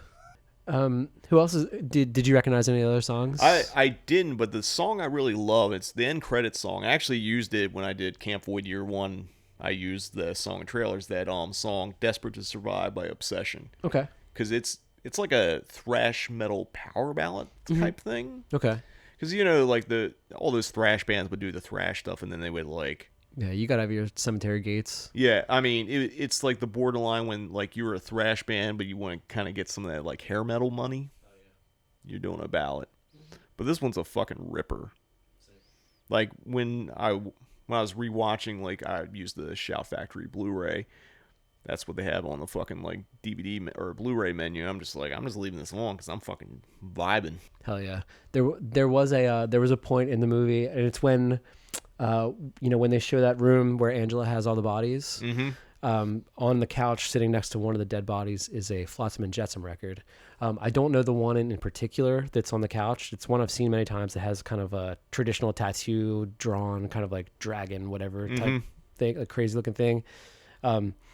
I did one of the first metal CDs I ever owned was Flotsam and Jetsam, No Place for Disgrace, which definitely was Jason Newsted from Metallica. This was his band before he joined Metallica, and I I think that was maybe one of the last Flotsam record he played on before when he joined. You know, because I think maybe the Black Album. Well, he was Justice. He was on Injustice because Justice came out. Was that 88? 89, I think. 89. Okay. I mean, 88, 89. Was he really on Justice? You can't hear that goddamn bass. Yeah. The other thing, my takeaway from rewatching this, and it's not really a takeaway because I've noticed it every time I've seen it. The movie does borderline on teen sex comedy summer camp movie. Yeah. And there's definitely, like I said, there's more boobs than blood in this. Clearly. Mm-hmm. There's definitely more comedy than kills. But, you know, there's things in it. There's like the panty raid scene. And then you have the follow-up jockstrap raid scene, which is actually funnier than the panty raid one because they're holding that one dude down. He's like, oh, I can't move. And they're just stealing everyone's jockstraps. We already talked about the two pervy teens, the Emilio and Charlie characters who have the Polaroid camera, which is pretty sleazy. Right on. Yeah. It's the old Monster Squad trick. Yeah. Yeah, again, another problematic thing. I mean, it's just a thing in the 80s, man. You just did you peeping Tom shit, take some Polaroids. Yeah. It's typically like somebody in your crew's older sister. Yeah. But they did get comeuppance for that. Angela did fucking wax those little fucks. Yeah, there you go. So there you go. No. She killed everybody, and that's no spoiler. I mean, oh yeah, she did literally everyone except for Renee Estevez's character fucking dies. Yeah, I personally think, you know, I know that you say that this is more of a comedy than whatever, but I think that this stands up well as a great 80s like camp slasher. I think this is just as good as most of your Friday the 13th. I mean, it's just a lot of fucking fun, man. I actually think it's better because it is fun. And like a lot of those Friday the 13th movies are not fun. I mean, I'm on record and I'm not a super fan or whatever, so maybe I shouldn't comment. But like this one's at least fun and it's rewatchable. And I think it's because all the other elements work. You know, your comedy elements work. Your kills work. Yeah, they're not as graphic and maybe she's not Jason Voorhees, but it's like Jason Voorhees is also like, what is he? Is he a fucking zombie? Is he a fucking baby? What, you know, I mean, what the fuck is... Angela's a tangible fucking person. Yeah. Who has great one-liners and fucking stabs the shit out of people. You kind of like her, but you know she's the bad guy. Yeah. And she's also in this movie, she's a little bit of maniac, you know, Joe Spinell, because like we already talked about the room, but she has a whole room of fucking people just hanging out, dead body stuff, which is very maniac-esque. Which is like, I think it's also creepy. So like, again, I think you're right. It's a great slasher movie and it's also a great sex comedy. Mm-hmm. It does both elements well. As I've said, sex comedy, you know, essentially Angela's the John Vernon in this movie. You know, John Vernon was Dean Wormer in like Animal House and, you know, he's like stomping out, trying to get rid of the bad scenes, except she's more successful than John Vernon was in Animal House because she fucking stomps everyone's ass out. A couple other things I want to talk about here. You know, so we already mentioned part 2 and 3 were shot back to back, which is probably why I accidentally put 89 instead of 88, but whatever. They were shot at the same camp, which was a YMCA in Waco, Georgia. I know there's been videos online where people went and visited them. I think it's a defunct YMCA now, so it's overgrown, but there's still like cabins and shit just covered with forest now.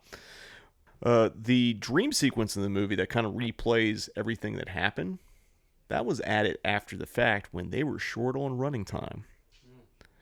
I mean, the thing was, it's like it was lean and mean.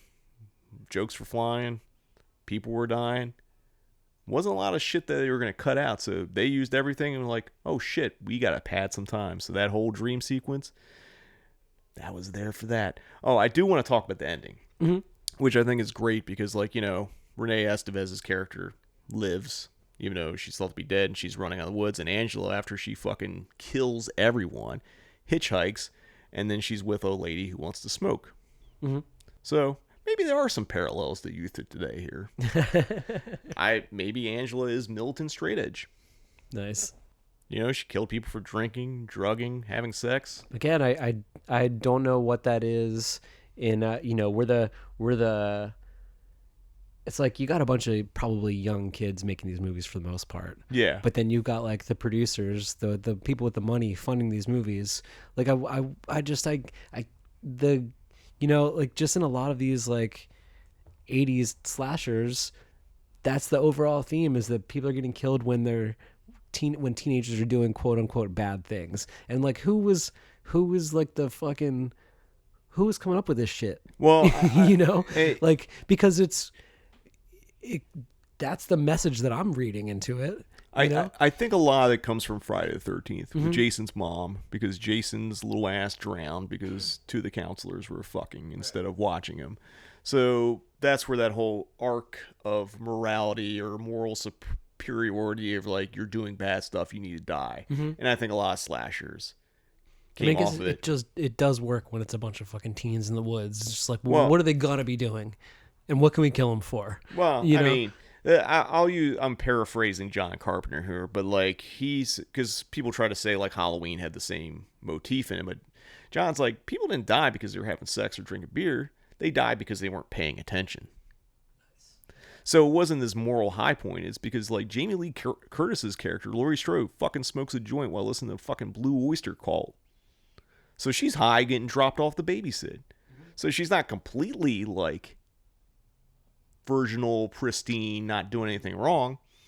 So that kind of invalidates that. But I think a lot of it comes from the Friday the 13th thing, and people like, I don't know, just some moral standpoint, like trying to give justification to killing someone in a horror movie. As you said, they're great distractions. Yeah. So I mean, that's all it is. It's just like, you know, because if you think if it's a zombie apocalypse, you're not fucking doing bong hits while you're outside when you could get eaten by something. But if you're at a summer camp, you don't think well, you might try, but but I'm saying, like, if you're at a summer camp and you don't realize someone is out to kill you, you're not paying attention because it's not on your radar. Because you're not like, well, it's a summer camp, I guess there's someone here to fucking kill me and you're on high alert. No, you're fucking chilling. So that's the other thing. But again, I don't know, it's this distraction thing. And one last thing I want to talk about trivia-wise. So the cover, the VHS cover, the iconic VHS cover of Sleepaway Camp 2. I remember seeing that cover more so than the original Sleepaway Camp, because I would always see it at the video store, and I thought it was always cool because it's Angela, I'm using quotes, with her backpack that has the hockey mask and the Freddy glove in the back. I think it's a really great cover. However, you will notice that is not Pamela Springsteen. Yeah. It is a model or actor, I'm not sure which, by the name of Connie Craig. For years, it was even listed. People didn't know who the fuck was actually on it. I guess this is more recent development. But basically, I don't think Pamela was available to shoot the poster or VHS covers for part 2 and 3, so Connie Craig did them. And that's why. But it's a really iconic cover, but it's hilarious to think in the span of 2 movies, 3 different actors represented Angela. One on the VHS cover, one within the movie, and one in the previous original movie. Weird shit. It's a great cover. I love that poster, or that VHS cover. It's iconic. It's cooler than most 80s camp horror. I mean, you know? In a way, like, I was going to say, does the movie live up to the cover? It's something I'm thinking about, because there definitely is the scene where she kills the guy dressed as Freddy and dressed as Jason.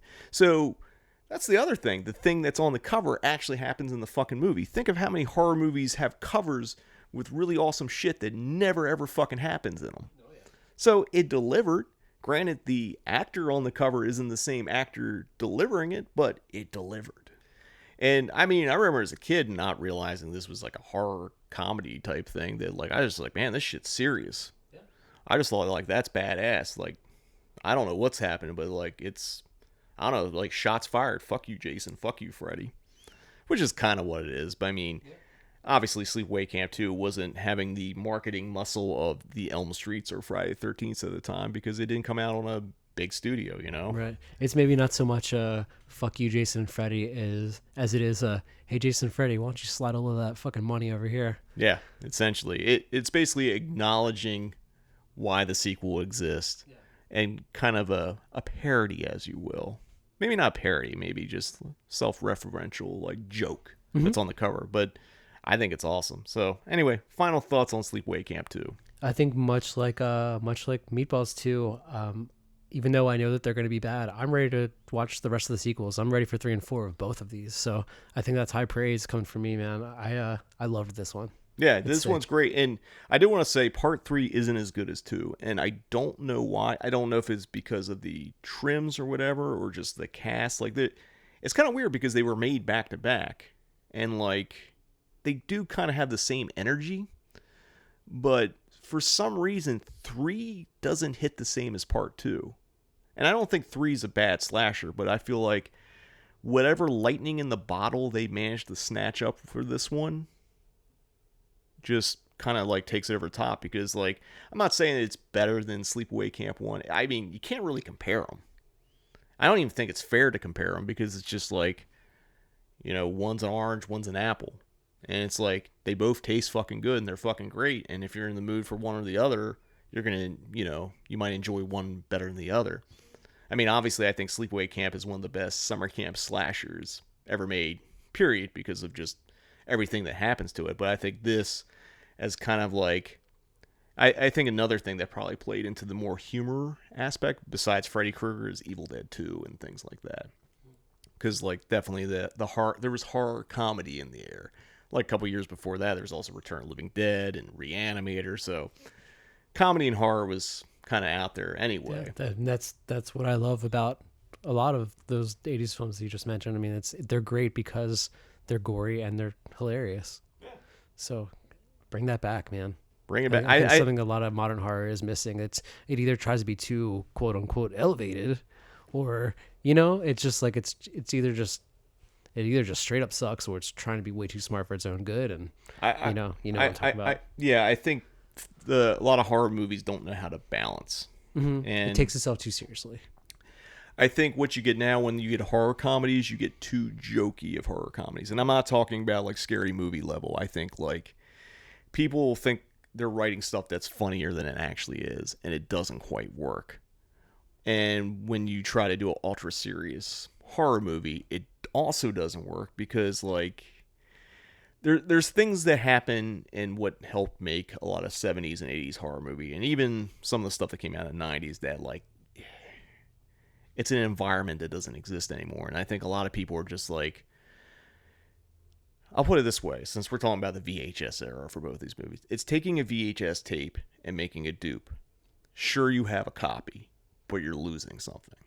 And I think like a lot of horror movies, especially ones that try to capture like the 80s vibe, it's a cheap dupe. Mm-hmm. And it's missing something. And you think it's good enough, and then you dupe it again. And when you keep duping something, it just, the idea might be there, but it looks nothing like what you think it is. You just bring just a little levity to the gore. You don't need to fucking make it goofy. Exactly. You know, that's why I'm going to say, horror people that make movies, watch actual good comedies. Don't rely on your own humor. Understand jokes. I'm not trying to be a dick by saying that. I'm just saying, like, a lot of people, like, I mean, I even think comedy movies that come out now, I can't even tell you the last one where, like, I fucking bust out laughing, where I think, like, 90% of the jokes work. Yeah. There's movies I've seen that are funny, but I also think they also have a lot of clunkers, and I think it's just how movies are made now, which is almost by committee. And you can't, you know, for stuff like this, it can't be by committee. You have to have an agenda. You're like, we're going to have jokes. It's going to be a little campy. It's going to be a little violent, but we know where we're headed. We're going to take one last commercial break, but when we return, read, watch, and listen here on the Cinematic Void Podcast. There used to be this camp about 60 miles from here, Camp Arawak. All these kids started getting killed. Well, it ended up that the killer was the shy 14-year-old girl that everybody picked on. Except she wasn't... Baby, you're supposed to be in the cabin. Let's go. Wait, what happened to the killer?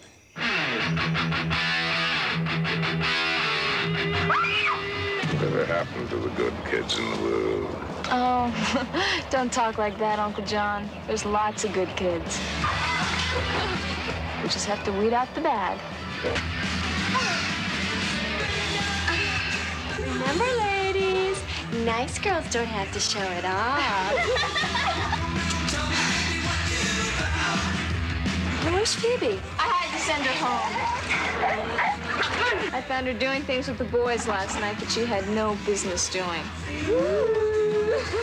I know the rest of you are nice young ladies and you won't get into any trouble. Let this be a lesson to you. Say no to drugs. Camp Rolling Hills is the best. Oh, I'm a happy camper. I love the summer sun. I love the trees and forests. I'm always having fun. I don't like being the wicked witch of the West. Hey. But I know what happens when things get out of control. You're gonna tell.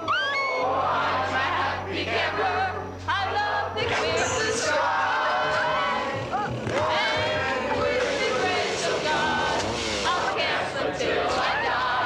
Good night, campers.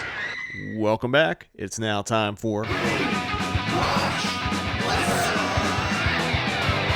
on the Cinematic Void podcast, where we talk about all the things we've been reading, watching, and or listening to since the last time we recorded a podcast. So, Nick, why don't you tell me what you've been reading, watching, and or listening to? All right, I will.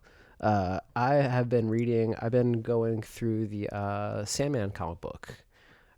Sandman is a comic book series by Neil Gaiman. Gaiman. I never knew. I never really looked. I always went with Gaiman, and yeah. I don't know if that's right, but that's always where I lean towards. And I'm sure I could just look on YouTube and hear him say it himself. Yeah, But anyway, whatever your fucking name is, one of my favorite comic books of all time. It's it's very influential 90s comic in the Vertigo imprint, which was like a little side piece of DC Comics, but it was like their stuff with like cursing. It was their adult line. Yeah. They just I think a lot of those titles started out as DC proper, and then they just kind of like, you know what, we want to do this kind of more adult oriented. Right. Too hot for DC. Too hot for DC. I mean, there was shit like Watchmen and Dark Knight that basically. Yeah, Animal Man. Yeah, well, Animal Man became one. Swamp Thing became one. Yeah, it was like those are all fucking hits. A lot of like Alan Moore shit. Yeah, I think a lot of it was just like the weirdo, like kind of horror characters, and just creating, kind of artful, challenging, well-read comics. Absolutely. So Sandman, I definitely think is maybe the greatest comic book of all time, even above Watchmen. It could be argued, but Sandman's really great. Netflix is doing a series soon, and I'm kind of scared.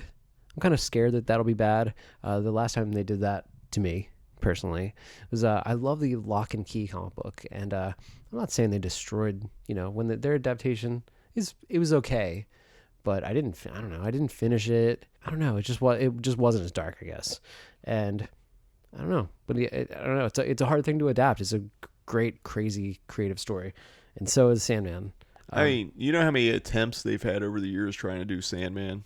Yeah, multiple. I mean, they've definitely tried many, many times. There's a Neverwhere series, I think, in the UK.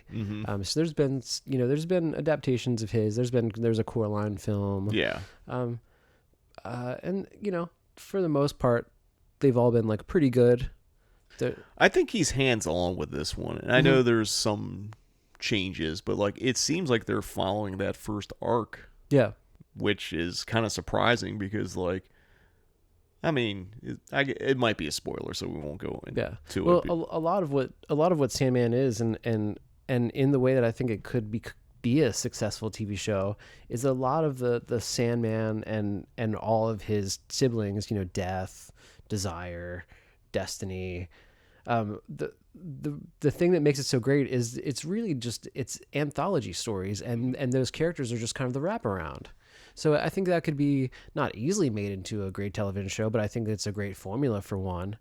I mean, you got to think Dream is an observer in a lot of stuff until he has to, intervene. I mean, the first arc, it's definitely his arc. Yeah. But like, so is that the first season? Is just that first book? It's the first book, and so I don't have to blaze through all 10 books. Well, before they start. I'm assuming it's the first 8 issues, so it's like him collecting all of his shit that he got lost. I'm trying to like tiptoe around because I don't want to spoil it. Because, I haven't watched a single trailer. Like if I'm gonna watch it, I'm going in fucking blind as hell. I saw an article and they mentioned it, and like it seems like at least in theory it's gonna like maybe not 100% loyal, be loyal to the material, but like enough that it's following that first arc and probably issue 8 where Death is introduced. Yeah. Cool, man. I am excited for it. I'm actually going to agree with you that I'm kind of cautiously optimistic about it. Yeah. Because it's been fucking like 30 years or whatever it's been. Like, yeah, maybe it's been 30 years. Yeah. That this has been waiting. I know Roger Avery at one point was supposed to do it. And then, like, I know there's a version of it that, like, made the characters sound like wrestlers or pro wrestlers. That Neil kind of like, yeah, let's maybe not do that. Oh, weird. Okay. So there's been attempts, and like, you know, it's the other Vertigo comic I really liked was Preacher, and I haven't watched that series because I tried to watch it and I just didn't think it. I think it was too many liberties, and it's like I don't need 100% like accurate comic to screen adaptation. I don't. You know, they're different mediums. It just felt like tonally not the same. Right. Plus, it was like on AMC, and like if you ever read Preacher, you know, there's a lot of shit that ain't AMC friendly, as it were. For sure. But anyway, sorry, I'm hijacking your No, read. please. So I've just been reading that lately. For watch, I just watched Assholes by Peter Vack, and it's definitely like I watched the trailer after I watched the movie, and in the trailer I think it says something along the lines of like it's Salo meets the Before trilogy. so it's a very like just independent New York film, and it's absolutely fucking insane, and I really loved it. Wow. So I highly recommend it, and I actually watched that because the next day I was going to Brain Dead Studios to see Betsy Brown's new film Actors. Betsy Brown, you may remember from The Scary of 61st, if you saw that. I think Vinegar Syndrome did a Blu-ray. Mm-hmm. So she was kind of the lead in that, aside from Dasha from Red Scare, who also directed Scare of 61st. But so Betsy Brown directed Actors, and her brother is actually the guy that directed Assholes. Both films star really their whole family, like their mom and dad are in these films too. They're fucking ridiculous. And they're great. They're great. I highly recommend it. This film is about their brother or sister in the film, like it's meta like that. But so then he decides that to further his acting career and directing career, he's gonna be a woman now, and so he goes trans, and that's the plot of the film. Wow. But again, just like through this weird, like just indie New York lens, neither of these films play anything safe. They're both pretty fucking offensive, but really well made and well intentioned. I'll say they're edgy, but their intent is good. You know, I kind of wonder, and like you can correct me on this, but like how much of these type of films, and I would even say Scary 61st could be thrown in there, are like kind of the children of Lena Dunham in Tiny Furniture and Girls. I didn't see Tiny Furniture, so I can't really comment on that. I saw some of Girls. I remember Adam Driver being in it. Yeah, that was and then Adam Driver's now in everything. Yeah, but I was just asking because I feel like they're obviously like where Lena came from was mumblecore and all that. Yeah, which is a derogatory term to some extent. Where I think a lot of those movies are better than what people gave credit for. Obviously, they're indie movies. They're dialogue driven. Yeah. But like I know these are kind of more on the edgier edgelord end of the spectrum, which I think like Tiny Furniture really isn't that. It a little bit is. I know Girls definitely capitalized in it. I'm not trying to say like, well, it's New York and all that. So I'm just asking more out of like curiosity than. Yeah. When watching them, I definitely just thought more of like, oh man, I kind of fell out of following like independent cinema. Like I think like the whole mumblecore thing at the time really put like I used to pay a lot more attention to more like indie stuff, and now that's not where my head's at, and that doesn't just mean horror. It means just like even just regular shit, but it was things like fucking Gray State or whatever, you know what I mean? Just like those types of things coming out, all the Noah Baumbach stuff. Like I can't with this shit. Well, that's just me. I'm not trying to like shit all over it. I mean, but it's just not for me. It's a different environment in indie film because like when you think of indie film and who were coming up at the time, you had like the Coen brothers, Spike Lee, Steven Soderbergh, Hal Hartley, Wayne Wang, like people like that were like popping off, like who like had various degrees of success in the studio system afterwards. Like a lot of people that are coming out of the indie stuff. There's there's also a weird thing where like someone makes an indie film and they get plucked by a studio, like whatever that dude is that directed like Jurassic World. Like he made one indie film and they plugged him into a fucking sick. I mean, billion-dollar franchise. That's great. That's the fucking dream. I mean, you know. But that's not but like I'm kind of curious because like, you know, there's a lot of mumblecore movies and stuff they would call mumblegore, which was like things where they would like slap poor Ty West into or whatever. But there's a reason, because like a lot of the people that were in mumblecore movies were also in like a lot of those indie horror movies, so it was all tied together kind of thing. Stuff that I read about these films after I watched them, I saw people referring to them as such. I think it's more of like a way of a critic trying to put something in a box. And I don't think that that's what these actually are. They're way smarter than that, and they're just like they're way smarter than that, and they're just like indie by default. The Brown family, I think that they're making great fucking movies, so check them out. Hopefully, even the parents will be doing more stuff. Like all four of them are fucking great. I love these two movies. Real quick, I also watched Mommy pretty recently, which is a French-Canadian film by Xavier Dolan, and it's a motherfucker. It's definitely throw that bitch in Bleak Week. It's a motherfucker, but like, man, bleaker than most. Bleaker than most, for sure. The bleakest of the bleak. Yeah. It's highly recommended, man. It's just a film about a troubled kid, and like his mom just always struggles with him. He's just always fucked up, you know, much like Nitram that I watched fairly recently, except that this kid, spoiler alert, he doesn't go on a mass shooting spree. But great French-Canadian film from 2014. Fuck, I loved it. I mean, I loved it. Great fucking movie. And then last night I watched a documentary called The Acid King, and it's on Tubi right now. It's a documentary much like West Memphis 3 or something. It's just like the metalhead, satanic ritual killer. Like what's the great book that I think Kayla Janice had something to do with? The Satanic Panic book. Yeah. I forget what the actual name is, but like she edited it and she put it out under a Spectacular Optical, and it has it basically covers like all aspects of 80s Satanic Panic, and I think it might be out of print, but I think you can still get copies somewhere, and I think it's also like ebook wise too, but it's a really terrific book on that era. So it's a great book and a great era of an American culture. The Acid King is about a murder that happened in I think 1984, and same thing. It's just a metalhead, a guy in a fucking AC/DC shirt. Him and his friends would go into the woods and like take a bunch of drugs, and I think it was actually like he ended up getting ripped off or something. And he ended up killing his friend, and he was a bit of a maniac. And throughout the documentary, there are two like notable talking heads that I think just make it like really interesting, and one of them is Jim Van Bever is one of the talking heads in this movie, and he must have lived in the area at the time. This happened in Long Island. Nah, Jim was from he's Ohio based, but he might have been in New York then. But like, I don't know if he talked about it, but he did make a movie called My Sweet Satan. It came out in they talked about that, and they do even talk about just how fucking awesome it is. Dude, have you ever seen? Well, it's a short, right? It's like 10 minutes long. Yeah. Dude, there's a scene in it. In fact, I think it's just very influenced by this. That's why particular. Yeah, because when we were talking about it before, I didn't think about it, but then I just remember because when you said metalhead, because there's a scene in My Sweet Satan where like they kill a guy and he's like, "Don't rip my Wrathchild USA shirt." Oh hell yeah, Maryland. Yeah.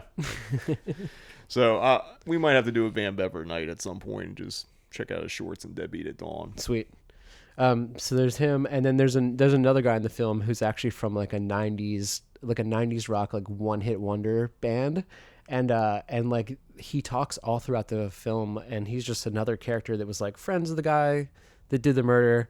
He's talking throughout the whole thing. Maybe I miss it at the beginning when they introduced him, so I only caught it at the end. But when they drop like what the popular song was and who this guy is who's been talking this whole movie, it kind of fucking blew my mind a little bit. So I don't even want to spoil it. Like if any of this sounds like it's your bag, just a true crime documentary. I think is actually pretty sick. Just go listen to Jim Van Bever just be a fucking maniac for an hour and a half, 2 hours. It's worth it. I mean, that's all he's ever been is a fucking maniac. So hell yeah, a documentary not about any of his films, but a subject matter he probably is very into. I can see it. Hell yeah. Also, for listening, I've been listening to actually a bunch of Orchid lately, which is a throwback to some 90s stuff we used to love and have seen a bunch of times. I remember seeing Orchid, and I think the band's great because like their guitarist was this guy, Will Dandy. I forget what record label he used to, it was Clean Plate. Mm-hmm. And like he put out like he was also he had a band before he joined Orchid, which was called, I think, Laceration. Oh, Laceration. Yep. Yeah, because they did splits. There's just another one of those bands bands that did splits with everyone. And then he joined Orchid, and like Orchid is like, shit. How do you? I don't. Emo violence. Emo violence is what it was. So, well, it's a weird point in history where like emo and grindcore and screamo and all this stuff was like, but this was like more like lo-fi and punk rock. It's like maybe similar to like Page 99 is maybe one of the bigger bands that did this style. Yeah, but like none of those bands intentionally did it. It just became that for all those bands. Orchid, I think Orchid was like, it was like kind of melodic hardcore, but well, I think they were trying to do like the San Diego like early 90s like Gravity Records kind of scene, like Antioch Arrow, yeah. but more. I don't Heroin. say, yeah, I'd say like bands like that, but more metal to some extent, or more hardcore or something like that. And then they were all black, as you do. But then like what happened was the fan base that came out of it, we used to call them Spocks. Yeah, you get the Romulan haircut. Yeah, I mean, basically you either have like a Romulan or a fucking like Vulcan fucking haircut. Yeah. And they would wear all black except for a white belt. Everybody wore the same black clothes and used the same shade of black hair dye. And had the same haircut. It was, I mean, I remember going to shows because when we first saw Orchid, that wasn't really part of it. But like maybe a year later, when like all those, I think the first time we saw them, did we play the show? Did we play? It was like Orchid and Page 99 at the Supreme Imperial. Maybe. It was something like that. I remember that's when we started seeing them. And I'm like, why are all these kids dressed this way? And just didn't understand it because, like, you know, why are you wearing a sweater? It's July. Yeah, it was fucking July. I'm wearing a fucking turtleneck, a black fucking turtleneck, and like, it was just the weirdest like kind of trend that popped up. And it was a lot of kids. I will say this: like the kids that were coming to see Orchid and Page 99 and all that, like weren't coming from punk rock. I don't know where they were coming from. Like maybe they were coming out of like. No, I think it was the same kids that I was seeing at you know, that were stage diving at like 10-yard fight shows a few years before that. And they just and then of course like younger kids kind of also like coming into it, but it's a mix of new kids and like hardcore kids who just decided to assimilate and dress exactly the same. I mean, that's punk and hardcore has been about assimilation for a long time. It's true, and people don't want to admit it, and they think if you say that you're just being an old man, and I'm not. I can see it, bro. No, I mean, like literally, I remember going to shows, and like you and I might have been like the only people that weren't like, dressed like. If you go to a metal show, it's gonna be guys in jean jackets with patches all over. You just like everybody's the same in every like little subgenre pocket. It's just but how the fucking world works, man. Yeah, but like when we talk about the Spock era, but it's just the same. It's just the same except trends, like, man. It's the same, but it was like to the point. Like, I mean, I guess you have a valid point. Like if you're a metalhead, you had long hair and a fucking sleeveless denim jacket and fucking spikes on it. I mean, I get that, but like there was something weird. There's also something like there was a, much like there was that scene in San Diego just a few years before this, right? There was a whole pocket of like northeast, you know, in the US of just like those bands where you were getting your like fucking, I don't know, Jerome's Dream. Yeah. And just like all that shit. And then Page 99. And it's just like, it was all different shades of the same thing. Yeah. You know? And it just all became very big at the same time. Yeah. And I mean, the only reason I mentioned it because it was just like, the only reason I feel like it's different is because like a lot of those kids that would go to those shows felt they wanted to alienate everyone else that wasn't them. Where I mean, it's just, and I don't know, you see, you because like, you know, I would, you know, we went to Crush shows, we went to fucking ska, we went to shows where ska bands played or pop punk bands played, and everyone was very unified. But this was kind of at the point where like this is the only genre we listen to, and this is it. And I think I think also, especially like the age that we were at the time when all this stuff was coming out, is like right around the time, like all the people that were like in our age group or like just a little younger, just a little older, we were all getting to that age. It's like everyone was just turning 21. Yeah. Shit like that. So a lot of these shows were at bars, people are drunk, like, you know what I mean? And then you would go to like fucking, you know, goth dance night in Baltimore or something, and it's just, you see the same people that you saw at the Orchid show dressed exactly the same, like, you know what I mean? So it's like, it's what was kind of hip at the time.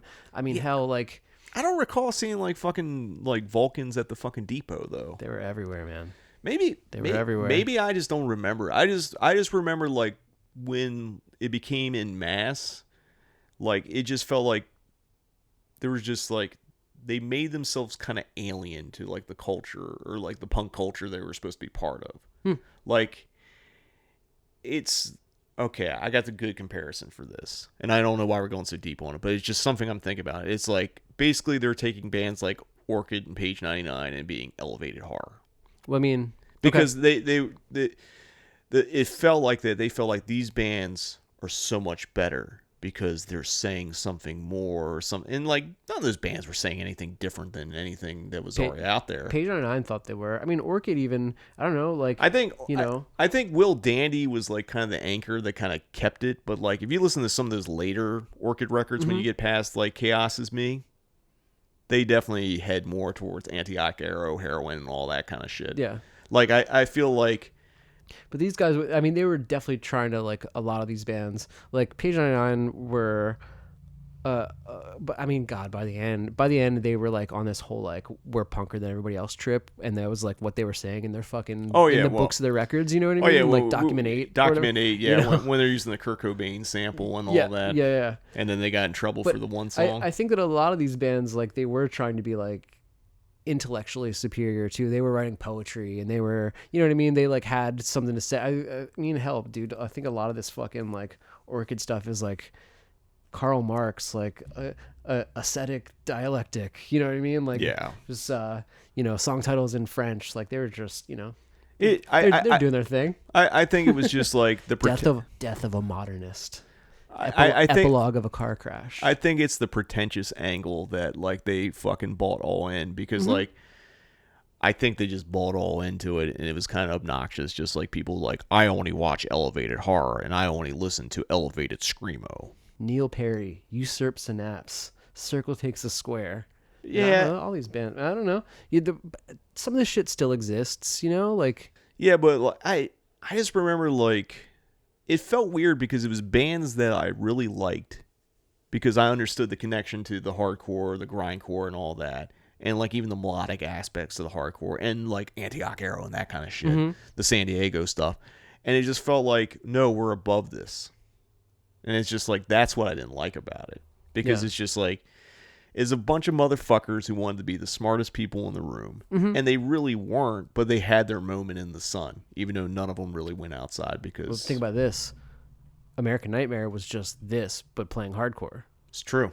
You know? And that's why they did Cold Cave after I mean, it's why they were such a breath of fresh air when they came out. Yeah. You know, those first 2 7-inches are still fucking so ridiculous, and definitely a lot of people love those 2 LPs as well. Yeah, but and it's also, that's why it was when West did Cold Cave. Give Up the Ghost or whatever you want to call them, American Nightmare. Yeah, well, when they got sued. But anyway, but I'm saying like that's why like from American Nightmare to Cold Cave, there was actually a trajectory there.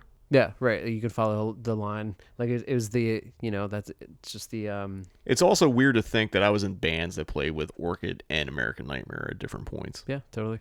And it's fucking hilarious. And the crowds hated my bands. Maybe that's why I'm bitter. Because I doing straight up grindcore at the time when like that wasn't fly was probably not a good marketing ploy, but whatever. What are you gonna do? What are you gonna do? I can't go back 20 years. That shit's done. Also been listening to the Boilermaker Discography, which is a San Diego band, kind of from that same scene, but like way more like bass driven, like long drawn out songs, like really melancholy.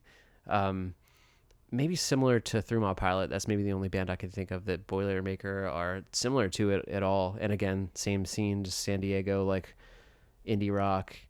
I wouldn't say they're spacey. It's just kind of like brooding, slow, maybe slow like Codeine. Codeine or what's another band that would do that? A little Unwound or something. Yeah, I think that's a. So I've been revisiting that for the first time in probably 20 years, but that that band really holds up. There was a discography that came out a few years ago, and it's on Apple or it's on streaming now, and also been I may have even mentioned this last time, but I've been listening to a ton of Braid, Freeman Canvas. So really 3 records from like late 90s, early 2000s. I guess I'm just having a little nostalgia trip. So yeah.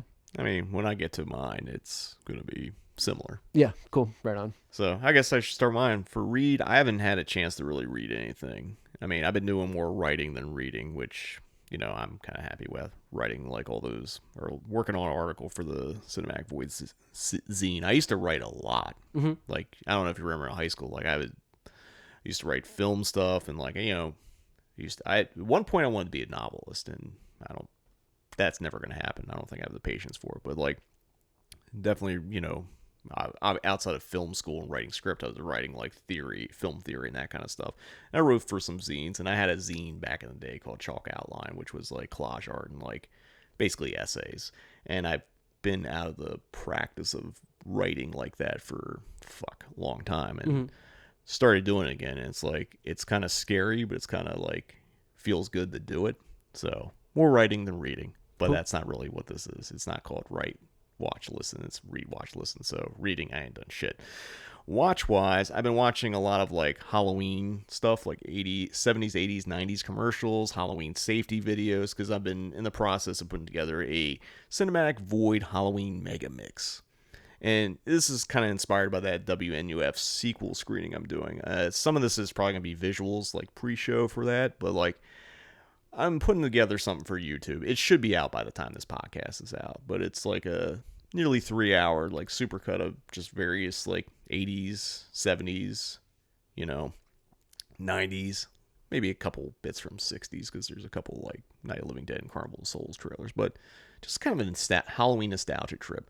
And it's also inspired by what I've been writing, because I've been thinking back about what Halloween has meant to me over the years and how I experienced Halloween. So that's my writing is leading into what I'm watching, because it deals with nostalgia and deals with kind of false nostalgia and like, I don't want to say false memories or stuff, but like one thing I've kind of keyed on is like, growing up in the 80s and 90s and having a vision of how like Halloween was on TV and how like that's the Halloween I remember, and not actually living that Halloween. Yeah. It's a weird kind of like construct that I'm kind of, deconstructing. I also watch The Card Counter, which, Paul Schrader, who directed, put it on his top film list of 2021, and I understand why. Because this is a fucking great movie.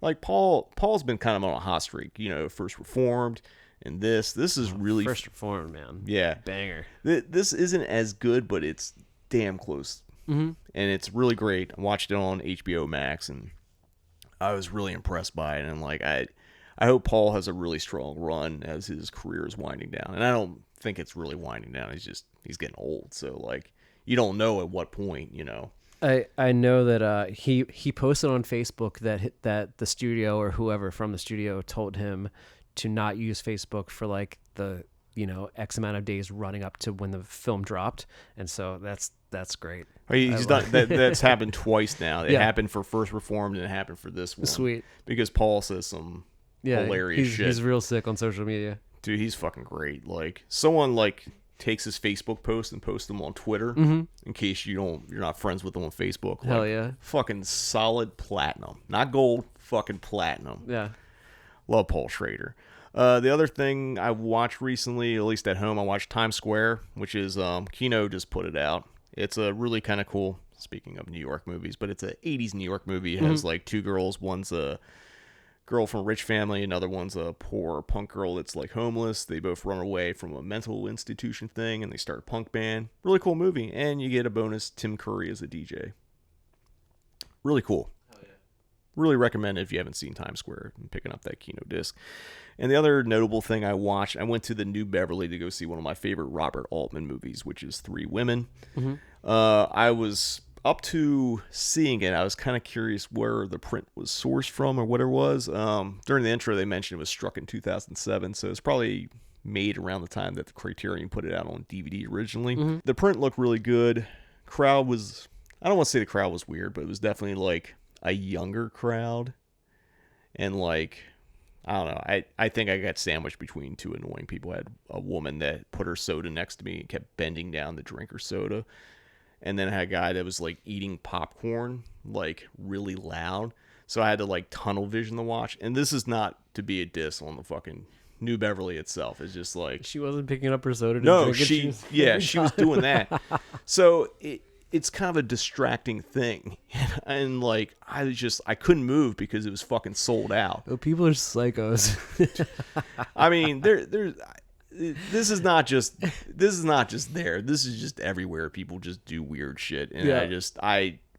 because I went by myself and I had no buffer and this show sold out, I got sandwiched in between people doing very weird shit in the movie theater. Cool. But I enjoyed the movie. Again, top 3 Altman movie. Stars Sissy Spacek and Shelley Duvall. It's a fucking absolute banger. Print looked really good. It looked like it had been plattered at one point. There's like some like platter burns on it, damage wise, but otherwise it's pretty spectacular. Sweet. So shout out to New Beverly for playing that, and glad to know there's a print out there. I have to jump in because you just reminded me, and I'll keep it brief. But I just watched. I just watched in one day. It's 8 episodes. I just watched this new show on Amazon that is Sissy Spacek and J.K. Simmons, who is like, Vern Troyer in Oz. He's a great fucking actor. But there's a show called Night Sky, and it's like weird ass like sci-fi show where they basically like the intro of the show is them like going into like a secret compartment in their shed, and they hit a few buttons and whatever, and they end up like basically on another fucking planet, and they're just like in this like they just like go through this portal and they're on another planet. Like they would just go to quote unquote see the stars, and so they go there like almost every night, and they just go to this other planet and like look at and hijinks ensue. But yeah, great show. I watched it all in like literally one sitting, 8 hours. I was just hungover after that Cavalera show. But anyway, back to your read, watch, listen. But I recommend it. Is it great? I don't know, but I think it's a cool, fun little show. I mean, I'm just gonna say this right now: Sissy Spacek is kind of like underrated, and she's still doing great work now. She slayed. Yeah, their chemistry together as they're a couple, and they're fucking incredible. They're both just such great actors. I mean, I know probably Sissy's probably best known for being Carrie and Carrie, and New Beverly played that trailer and got a large round of applause. But like, she's in Badlands, she's in JFK. I mean, JFK, she doesn't have she has a pretty nothing role. But like, I'm just thinking top of my head. But like, she's great in Three Women. She was great in that weird like Castle Rock show that Hulu did. Oh yeah, I didn't watch all of it, but the episodes I saw where she was fucking terrific. Like, she's just fucking terrific in general. Yeah. I might have to check that show out. For listen, this is a recommendation from you, I should say. It's Gridiron, No Good at Goodbyes, which is bringing back that like tough as nails, melodic hardcore with rap. Hell yes. Dude, it's so sick, right? Dude, that shit is great. It's the right amount of ignorant I need in my life right now. It is fucking fantastic. Highest possible recommendation if you like your fucking melodic hardcore with some fucking bars. Yep, totally. It's like, is he rapping? Is he not? It's like a hybrid of like, you can't really tell if he's really going there. But kind is of there like downset or something? Yeah, maybe downset, maybe a little Biohazard, but like definitely some E-Town Concrete in there. Like, it's ignorant. And then I don't know. There's definitely some other dudes doing some different vocal parts in there. There's obviously the main dude that's like doing it all, but then there's like a growler in there at some point, and there's another guy that does more of the hardcore shout. Like, it's actually really interesting, and the riffs are fucking metal as shit. Yeah, it's a well-written record. Like, it's well written, well produced, fucking sounds good. Makes me want to fucking spin kick someone. Hell yeah. top-notch hardcore record. Probably going to be in my top 5 records of the year. Fuck yes. Right on. And the rest of the stuff I've been listening to, it's been a variety of stuff, but I'm just going to pinpoint 2 things, and the last one's going to be funny because we already talked about them, but the first thing was this band called Cavity. It was a collection of like 7 inches put out called Miscellaneous Recollections. For those you don't know, Cavity was, I guess they were like a sludge band, so like very slow in that Sabbath, you know. I'm going to say a bunch of band names that probably either going to mean something to you or not mean something to you. Like things like Grief, I Hate God, probably more specifically I Hate God. But they also had like noise rock elements, and then like some of the later stuff kind of got into like the stoner rock, dare I say, groove metal stuff. Maybe the Hydra Head stuff but like this stuff, it's like it's a lot of sludgy. Shout out Mark Thompson. Yeah. Oh yeah. Because your old boss was the homie.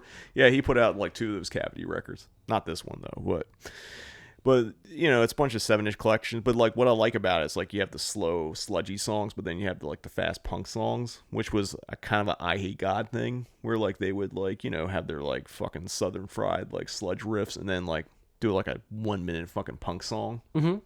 So there's a lot of shit like that. There's actually more of those kind of songs, but like there's kind of amp reptilian or was it reptile amphetamine or amrep? Amrep, yeah. I'm fucking being dyslexic about it, but like there's like that kind of vibe. So stuff like, you know, Early Helmet, you know, certain Melvin stuff, Jesus Lizard, like there's that kind of shit in there too.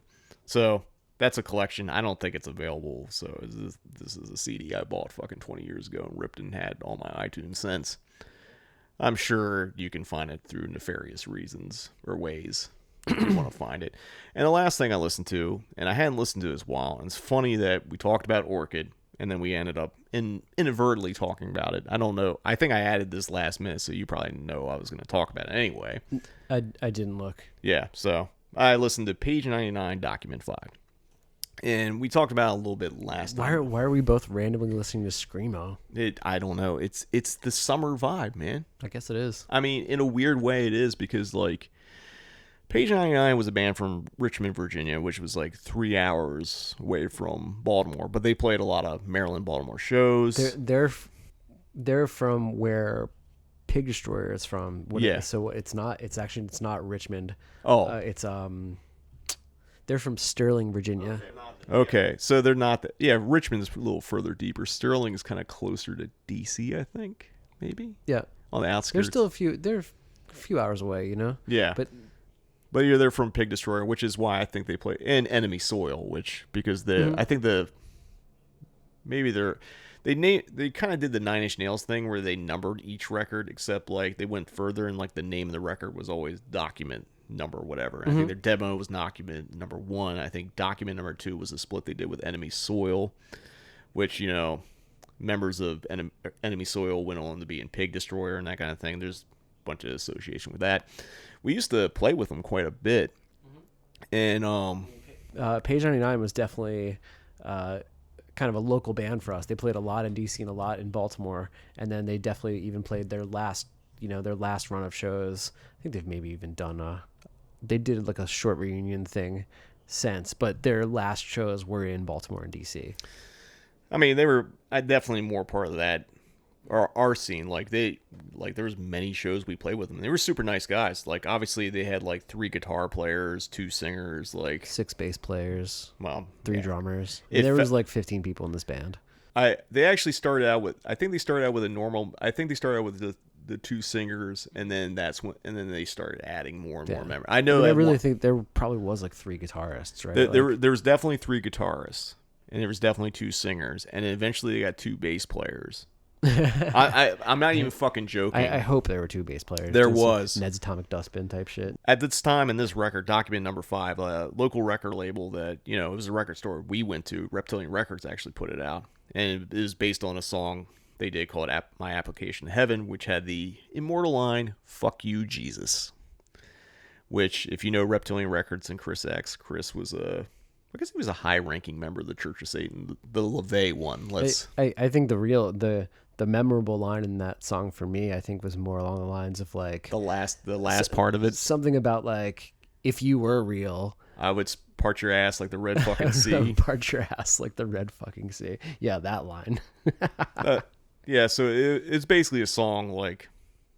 A song about fucking God. Yeah, fucking God. Who doesn't want to fuck God? I mean, it's fuck God, but fucking God. Yeah. But, like, that was kind of...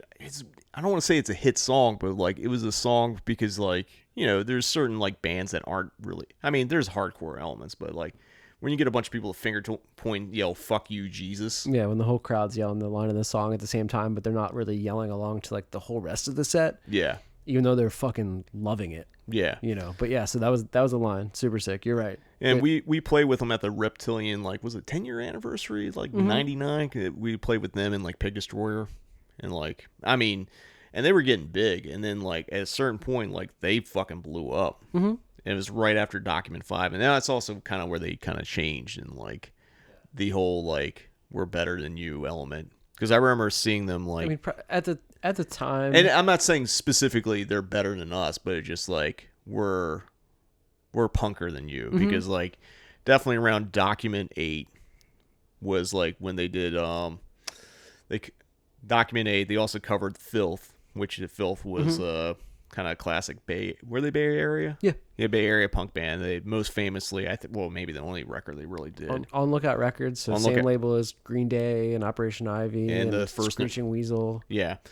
There was a Filth Blatz split. Mm-hmm. And, like, I think members of Filth were in Blatz, too, or something like that. Could be. Or I forget what the whole story is. But anyway, they covered the song The List by Filth, which is one of the best punk songs ever written. Mm-hmm. You know, you can debate it, but there's no debate. The List is good. But, like, yeah, they became... Before they got into the more intellectual kind of bullshit end of the spectrum, they were just a really great band. And, like... Well, you got me thinking, like, in the same way we were talking about Orchid earlier, when, you know, maybe when they got to this point in their career where they were like, we're punker than everybody else, blah, blah, blah, which is really, they're just saying, like, we're more real than you. And I think that was a reaction to, like, you know, there ended up being like so many of those bands. It became just like any other scene, like something gets popular and then it gets oversaturated.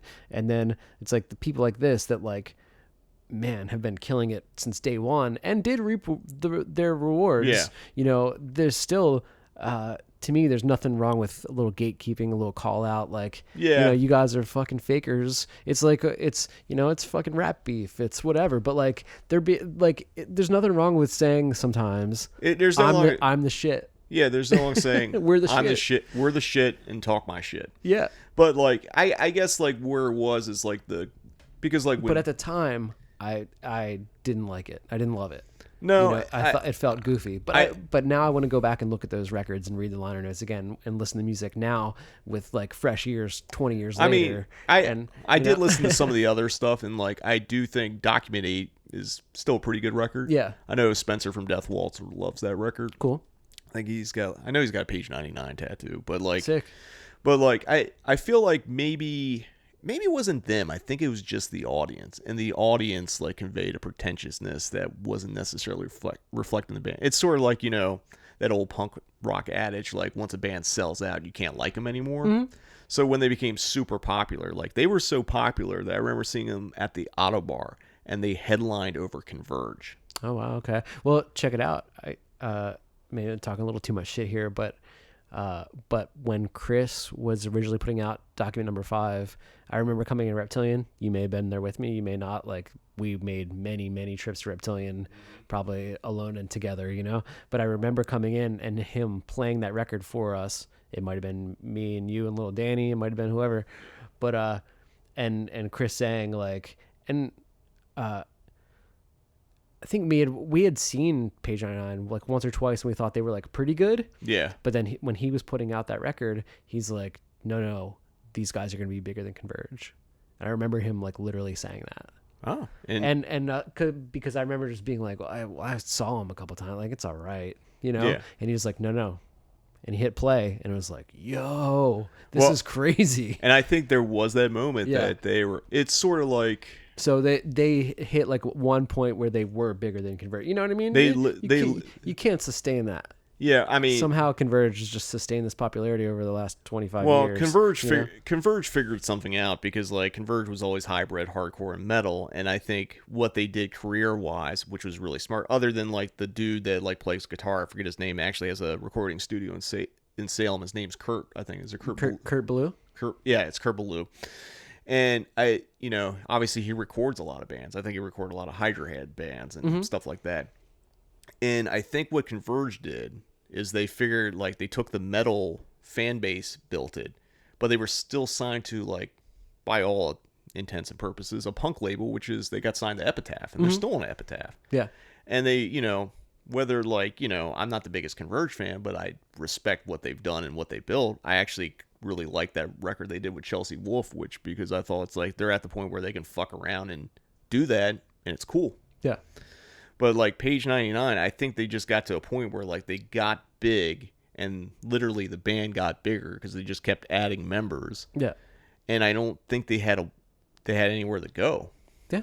And it's not like I'm trying to diss them, right? But like certain bands, you hit a plateau, and it's like either transition to something else or you figure out how to make longevity part of your career. Well, I think they also chose to break up at like a perfect time for them. Yeah. And I think most of those dudes still make music. And they're all in different bands. I can't think of any off the top of my head, but I know they're all pretty active still. Yep, for sure. But I think you just like that band like hit its peak, and like there was no going up. It was just gonna crash and burn, and they just basically dissolved it and made music on their own term. Like it afforded them the ability to do new bands and keep making music. It didn't, obviously it didn't give them the Converge trajectory of like maintaining, but like, I mean, at any point, it's fucking cool to be like a band that was fucking huge, that like basically start like, I don't know what their expectation was. It was just like, I think they just wanted to be like the best band that was playing any night, and they usually were. Yeah, they fucking figured that out for sure. I'm definitely looking forward to revisiting some Page 99 this week. So, as we've had a very long rewatch and listen, and we've talked about probably a whole shitload of music that some of you might not know, some of you might know, but anyway, I mean, it's part of the show. It's like, yeah, movies are important, but like you and I, music's important too. So, and I think that's a backbone to Cinematic Void anyway. It's like, it's all the punk ethos. Yeah. It goes in the film programming and all that, so it's all related. So maybe if you're interested, check out Orchid or Page 99. I think definitely both those records are on streaming.